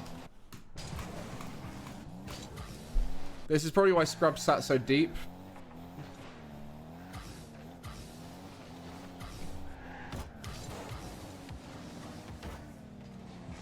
good out of defense, to be fair. Just get the boost there. Just get the boost there, I'd say. The boost there and rotate out. Worked out in the end, though.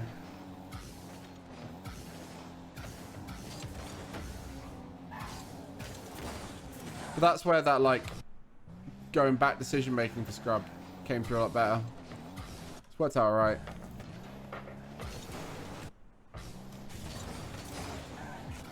But you can see both Growly and Scrub, same position again.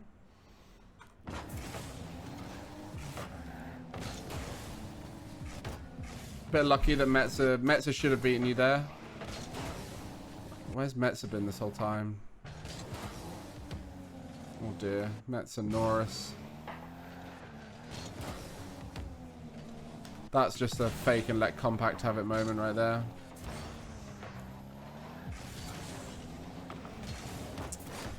Scrappy old Rocket League, this.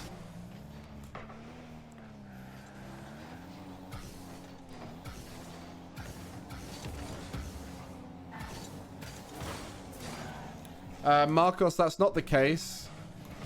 Because like that situation, Growly should never have been going near that boost there. Right?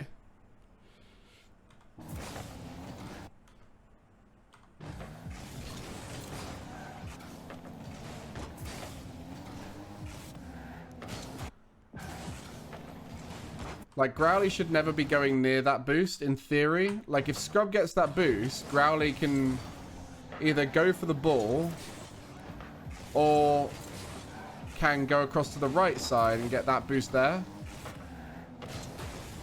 So I don't think it's really like that. Growly should never be left that boost, as it were, right?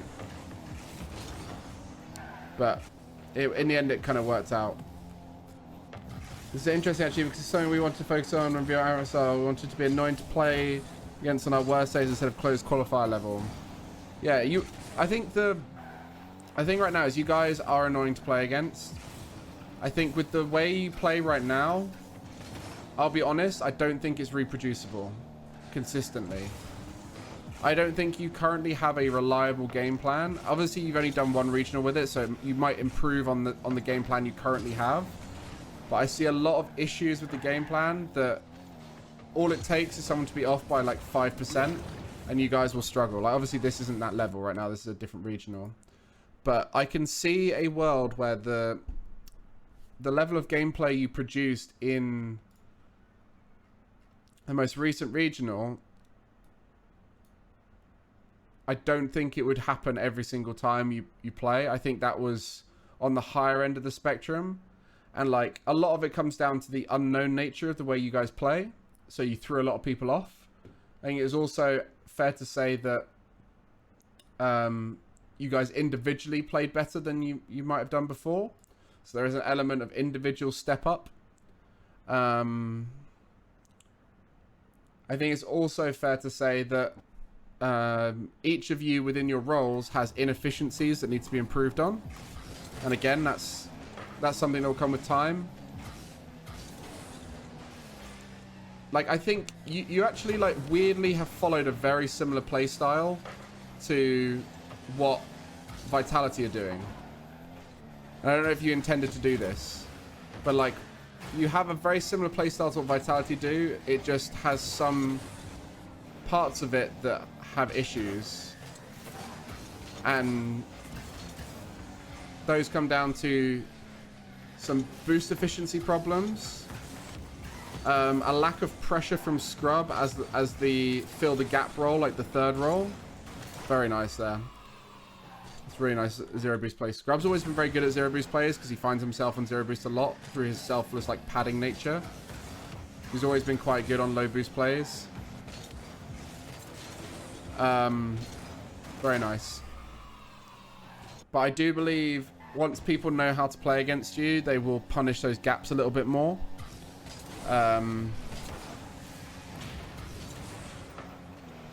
So I'll be interested to see what happens if you guys work on your playstyle. Obviously, it's a bit of a weird spot now where you don't really have anything to work on it for. But I think if you were to work on your playstyle, it would need to be on an individual level and some elements of rehashing some of the strategy you have and really understanding where the weaknesses lie. And I think your biggest weakness currently is the midfield. Like, you very much like go from their half to your half still quite a lot because of that over-committing nature of your play style. It means that you end up having to fully back off and reset the play quite a lot.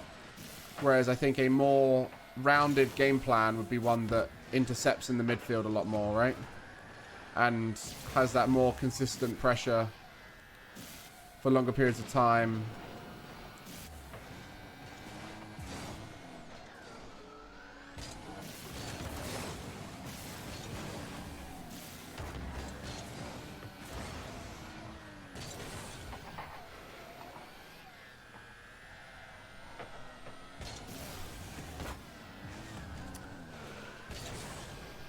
Saying he fell off.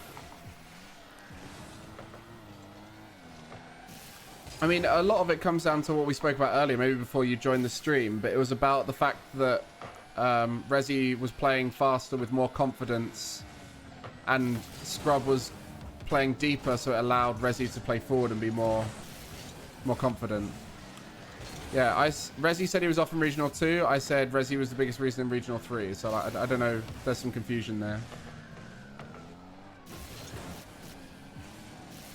Yeah, exactly, Adam. I think that there is a lack of... This is what I was saying about, by the way, with the boost.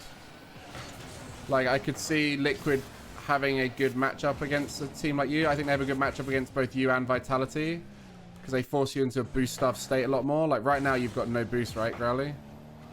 That's because that boost there is taken. So I felt like you wouldn't be able to do your thing as much against Liquid because they take boost everywhere. Like, even here, you're trying to be non-committal and go grab some boost. And Liquid just munch it all up everywhere. So it just means you can't be as creative with your decision making.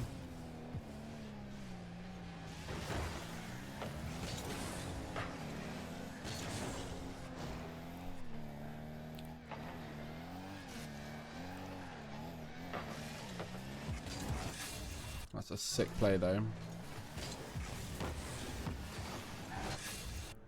Did that come off of Resi? No, went behind him.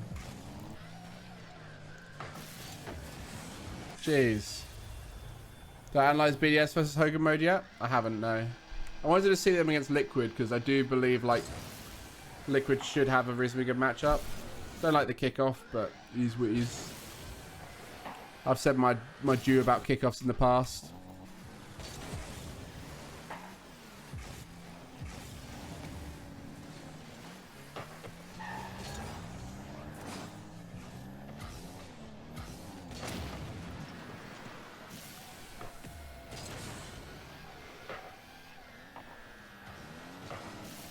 Good Banag. Good Banag. Scrub's playing really well in this game. They're a lot more involved in the play, like the stuff I was saying about before.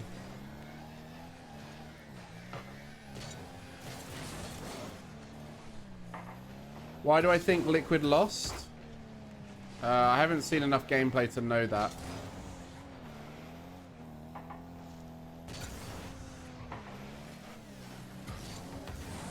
I think there's a lack of understanding of what they're playing against.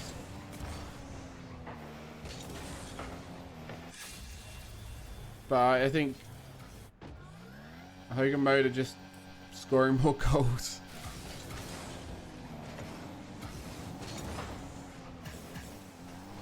That's fair. That's fair, Resi. That's why I didn't want to comment on it as well, because I haven't seen enough of your kickoffs to make a full judgment of the kickoffs. I think it should be abolished as the only way to do it. I've always been a believer that you can flip the other way if you're planning to make a play about it. And at no point in any of my analysis did I say that you couldn't do it. It was that shouldn't be your default kickoff, right? Oh, wow.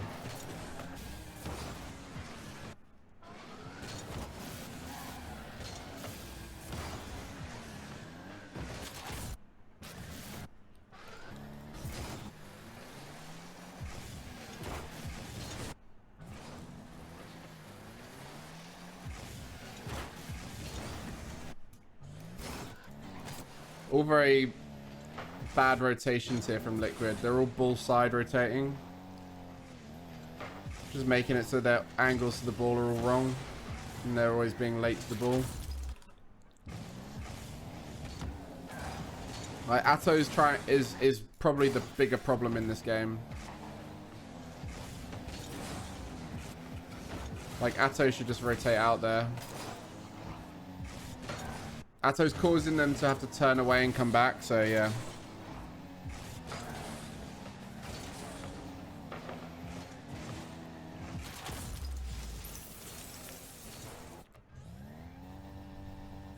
Yeah, I mean, from what we heard, Atto was having technical issues. So maybe he was overdoing the like bumpy boost steely style to try and make up for that. But no, I don't know. I don't know. They all seem just a little bit off and hesitant.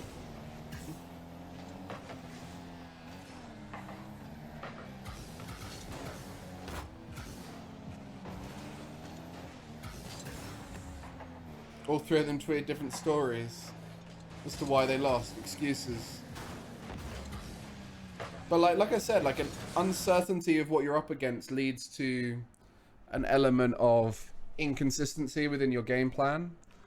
When you're up against a new entity, you're much more likely to mess up because you don't know what you're playing against. It's very frustrating to lose against some people. How you doing, Fruity, by the way?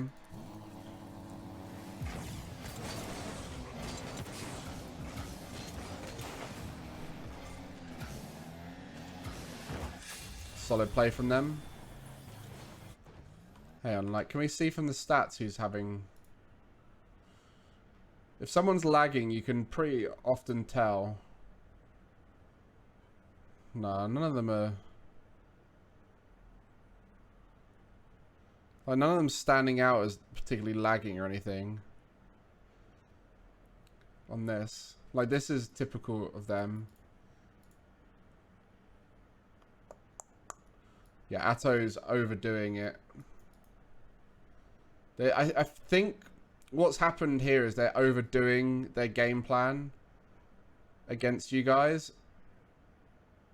And it's caused them just to be a little bit... like going too fast, using too much boost, and like being too rushed has led them to being like exaggerated example of their bad habits.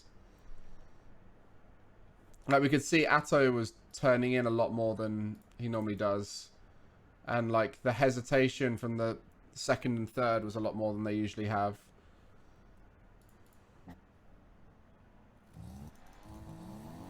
Yeah, like they're not, none of them are lagging in a way that's normal. Like you can just see little tendencies of a team that's frustrated as well.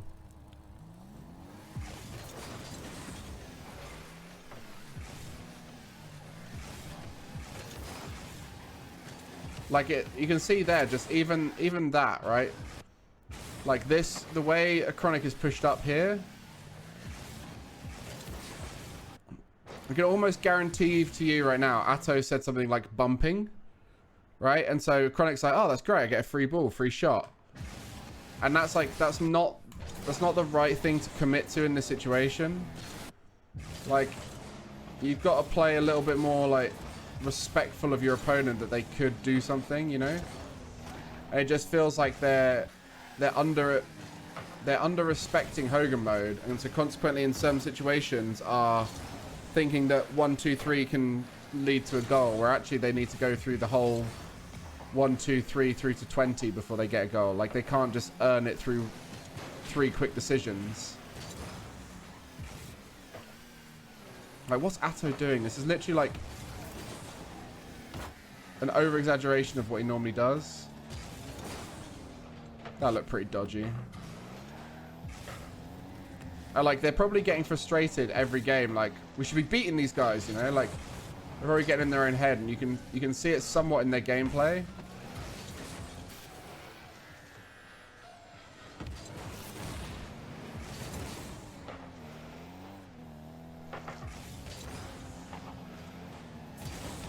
Like, they don't know how to deal with the misses as well, right? Like,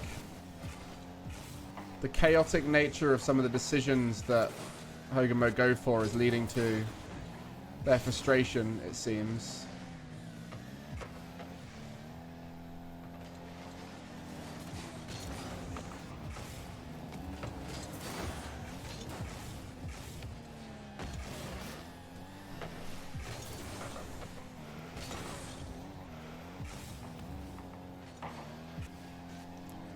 Oh, is this straight after the loss to Vitality as well? Yeah, that will definitely, that'll affect you.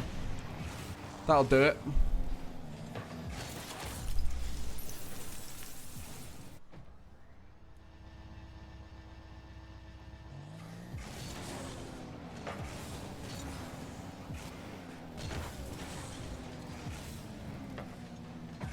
Like, when you come out of a tough loss against the best team in your region, like Vitality, and then you see you're up against Hogan Mode, your attitude is going to be very different to if, say, you're up against, like, BDS or something like that, because you're going to be like, okay, let's just beat these guys, and then we can start focusing about the other teams. And, like, that's a lack of respect that will then lead to you guys struggling a bit more. And, like, I could be wrong. Like, they might have respected Hogan Mode a little bit more than we're potentially saying. But it's not even just that. It's like the setting of being in the lower bracket is no fun for anyone. The fact that Hogan Mode is so unpredictable. They're playing a playstyle they didn't play before, if you've ever played against them there. It's like they're missing a lot. They're doing these things that are very unpredictable.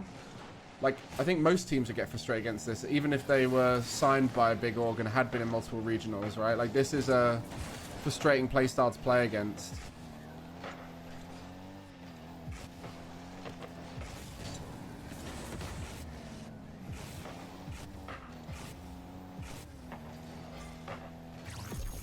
And, like, stuff like this. Like, this is just a moment of... Let's just do something simple from Atto. Right? And, like, that's what you got to do against teams that are a bit chaotic and make a lot of mistakes, is just simplify the game plan a little bit more. You simplify it down and, you know, break a team down and then bring out your mechanics. It tends to work a lot better.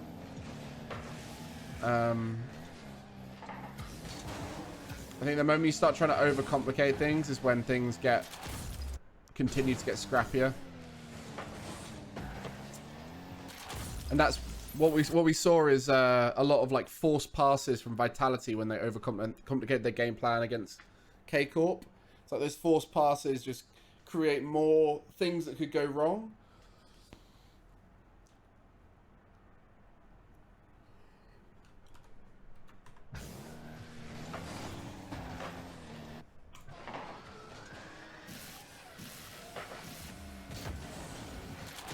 Yeah, I mean, it's a good goal.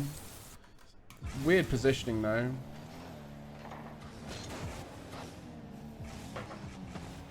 You can see it's like the overcomplication of it, though, right? Because they're constantly in, like, a recovery mode. They're never, like, in control. They're just constantly, like, reactively trying to deal with the chaos. Whereas some of the best teams at dealing with the chaos are the more mature teams, right?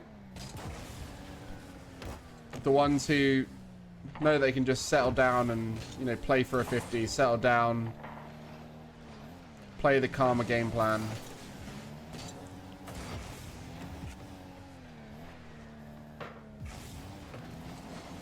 Maybe that's what BDS did. I'd be interested to see BDS gameplay after this. Whether that was the case there, whether they just played safe, smart Rocket League. Like, I should imagine Rise was doing a lot of, like, forcing of mistakes and 50 game and simplifying it a bit. I know Monkey's pretty good at that kind of stuff as well. Just, like, the simple intercepts that just get them control of the ball. Thank you very much, Ron Skin, for the raid. Appreciate you.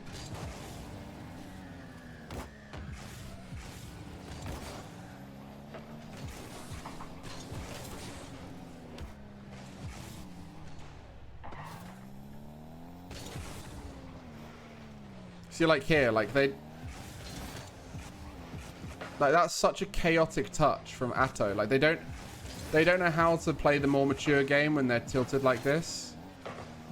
Like, it's something they've worked on. It's why Liquid are a better team now, is they have matured their game plan a lot more. but it seems like they've got back in some old bad habits in this one from where they were frustrated here, and they've overcomplicated it a little bit more and started trying to do these like very risky touches rather than just taking control of the ball, betting in some 50s, and then knowing that if you lose a 50-50 it's not the end of the world. Like, they're trying to outplay their opponents like you would if you're an ego ranked player, you know? Yeah, I mean, most people fall back into old habits when they're tilted. Well, that was pretty good from Atto there.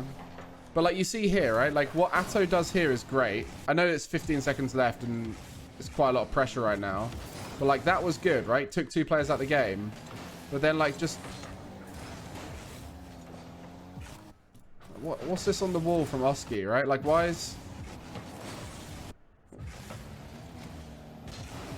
Like they're just trying to force goals too much, right? Like you see that little bump attempt there?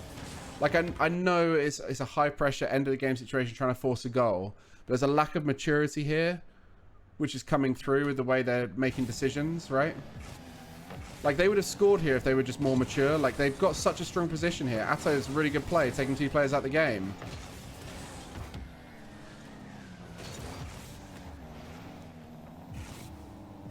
You see, there's no sustained pressure when you play like that. You end up just losing control of the ball. Yeah, very rushed, very jumpy. Is what it is. But I assume they'll learn from that, right? Like, that kind of like jumpy, rush playstyle comes out and people tend to learn from it. Let's have a look at BDS game. I'll watch a few replays here and then I'll probably call it there. Interested to see what BDS are doing to beat Hogan Mode.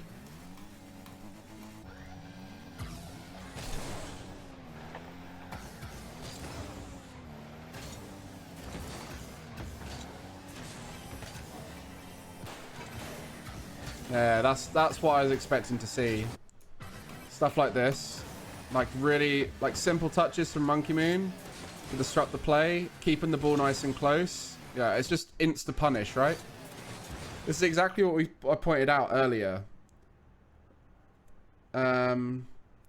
This is where the game plan of Hogan Mode is overcommitting in nature. And so consequently, a good intercept into possession will often lead to goals against. And this is an exact example of that right there. Right? Like, you see that one touch from Monkey Moon has got the ball past both Rezi and Growly. And now you have a 2v1 counter-attack situation. So this is what we were looking at before when Hogan Mode were playing against K-Corp. And K-Corp were not able to punish their overcommitting plays. Whereas right here, just the patience of BDS... Like, BDS are a very patient team. Like, too patient at times, where when they're up against teams playing well, they can often struggle. But against teams that have flaws within their rotation, BDS have always been able to punish this. And this is what they did throughout all of RLCS X. They were essentially a super counter team, where they could counter anyone's mistakes, because at that time, teams were much more flawed and much less mechanical. Whereas now, BDS's biggest weakness is they cannot deal with strong mechanical offense when it's done well.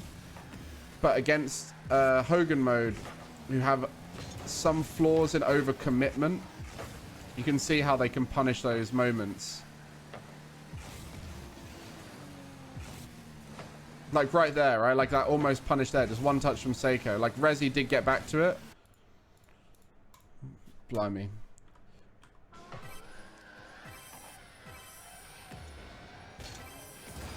Bit of a mistouch. Almost went into the corner. But still, like, you can see how that midfield pressure is all lost very quickly by the way Hogan Mode play.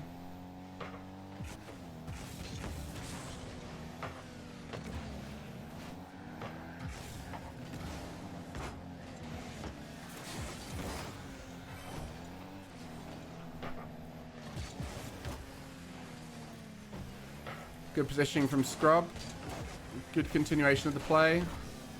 You see right here, like that was a reasonably good play, but it was defendable, right? Like it's with good defensive structure, what Hogan Mode are doing is defendable against if you are patient and you're grounded and you read the play.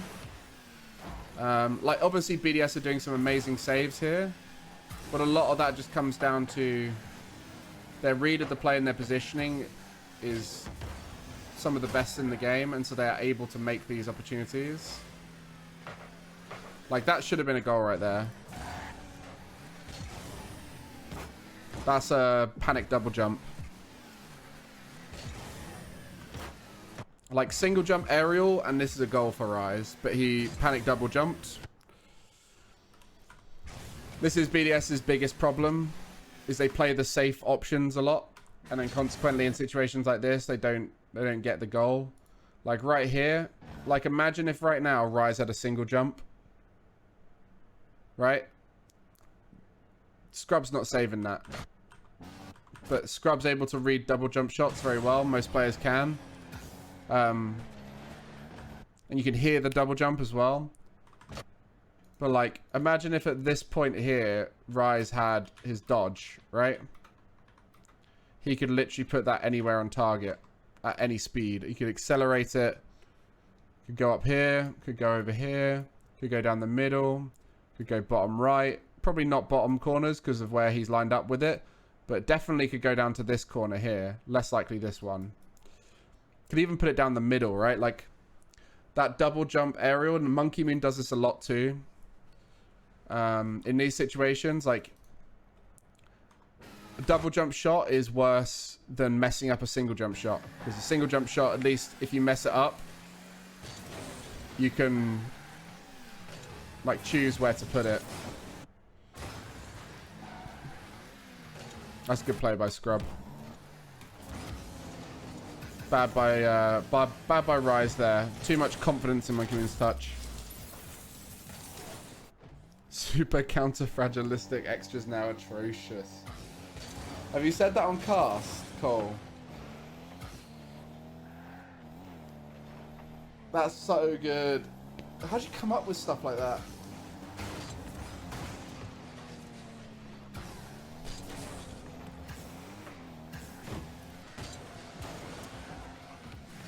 You can see the BDS patience, how much it punishes.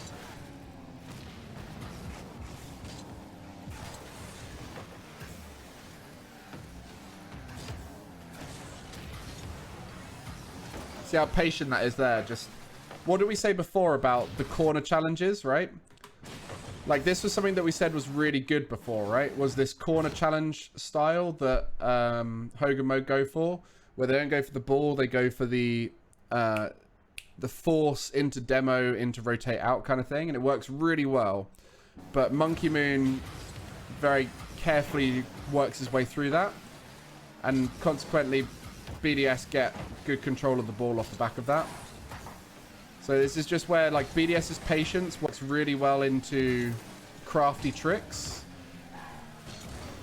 but against teams that are more mechanical, they can find themselves getting caught out by mechanical outplays. So that's like the reason why I think BDS won this series is because Hogan Mode had a lot of like structural flaws in the way they were playing, and like the mechs were more chaos led to success rather than like they're not mechy like Vitality, they're not mechy like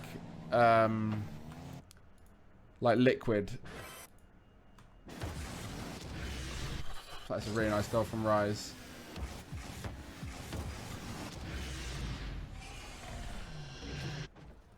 Yeah, Extra's a sub and backup coach. No lol, because Extra's not atrocious. Oh, Extra would find it funny. I don't know, maybe you wouldn't. It's easy for me to say that. If someone made a joke about me on casting like that, I would find it funny, but then probably would cry.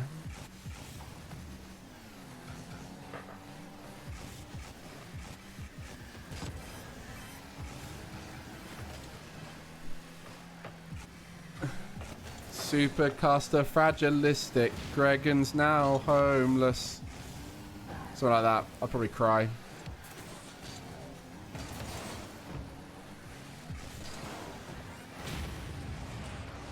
Well, super caster fragile ego. Gregan might be homeless. There we go. Updated it. It's good to make jokes and Cry a little bit later on.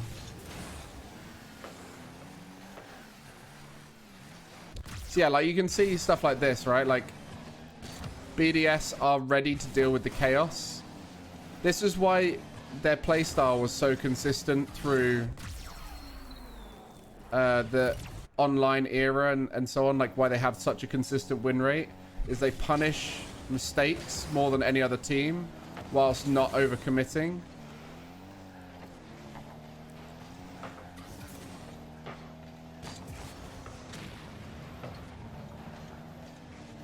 But it does have its limitations as a playstyle.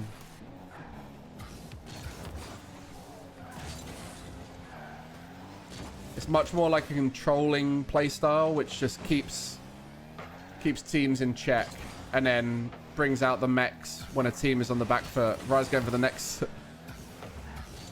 flip reset double.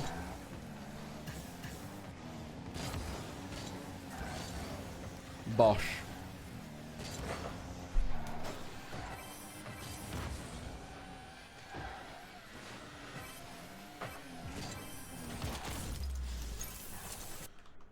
Let's have a look at... This is a good last game. It also looks a little bit like playing fatigue is kicking in for Hogan Mode. Now, some of you guys are here. I don't know if you felt this a little bit, but like on long lower bracket runs, like you're more mistake ridden. You're more like inefficient with your movement and stuff like that. And like you often turn in on low boost more and all that kind of thing. Just through the fatigue. Especially if you're not used to it. And you're not able to, you know, like process a team as easily. You're not able to like work out what a team's doing against you as easily.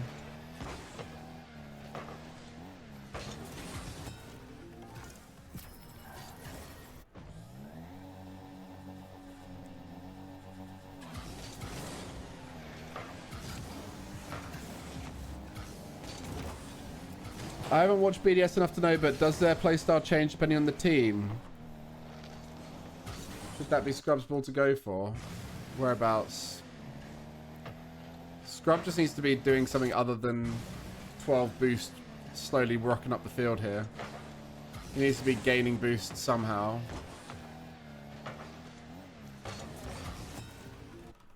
Is it before then? I don't know.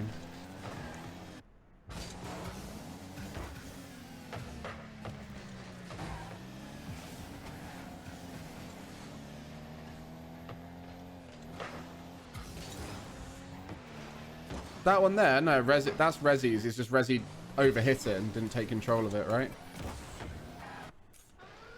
But again, you can just see Scrub and Resi are pushing up with not enough boost. So like, they're, as a team, they are hemorrhaging boost without gaining as they're moving around the pitch. So they're then putting themselves in disadvantage through their own mismanagement of boost.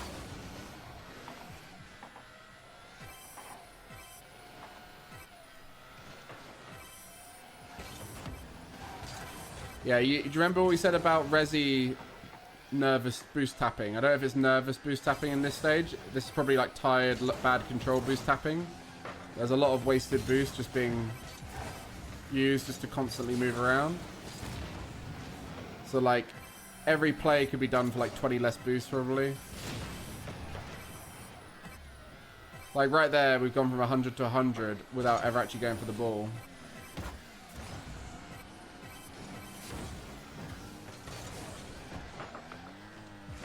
Little things like that. Just like BDS just punish these like small inefficiencies through playing a very low boost demanding efficient game plan.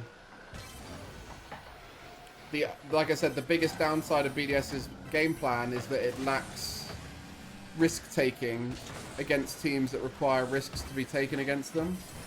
It lacks that ability to turn a situation which is neutral into an advantage situation through taking big risks. They play very much on the safer side of Rocket League. And so it works really well against chaotic teams and teams that make a lot of mistakes, but it doesn't work well against teams that are making solid risks that are safe. Like, I know it sounds weird to say risks that are safe, but like what Vitality do when they're playing well is they take risks that are safe enough to recover from.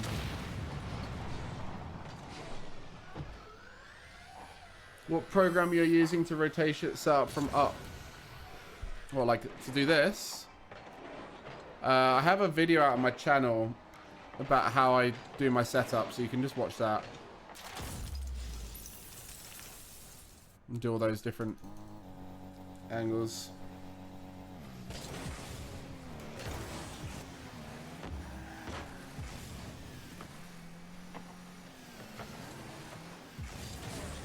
You see again the overcommitment. So it means that Hogan Mode are tracking back rather than playing with a constant stream of people behind the ball.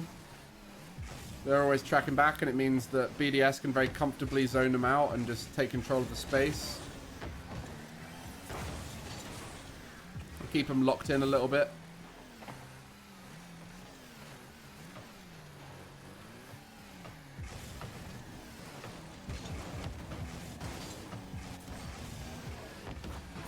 Ooh. Ooh.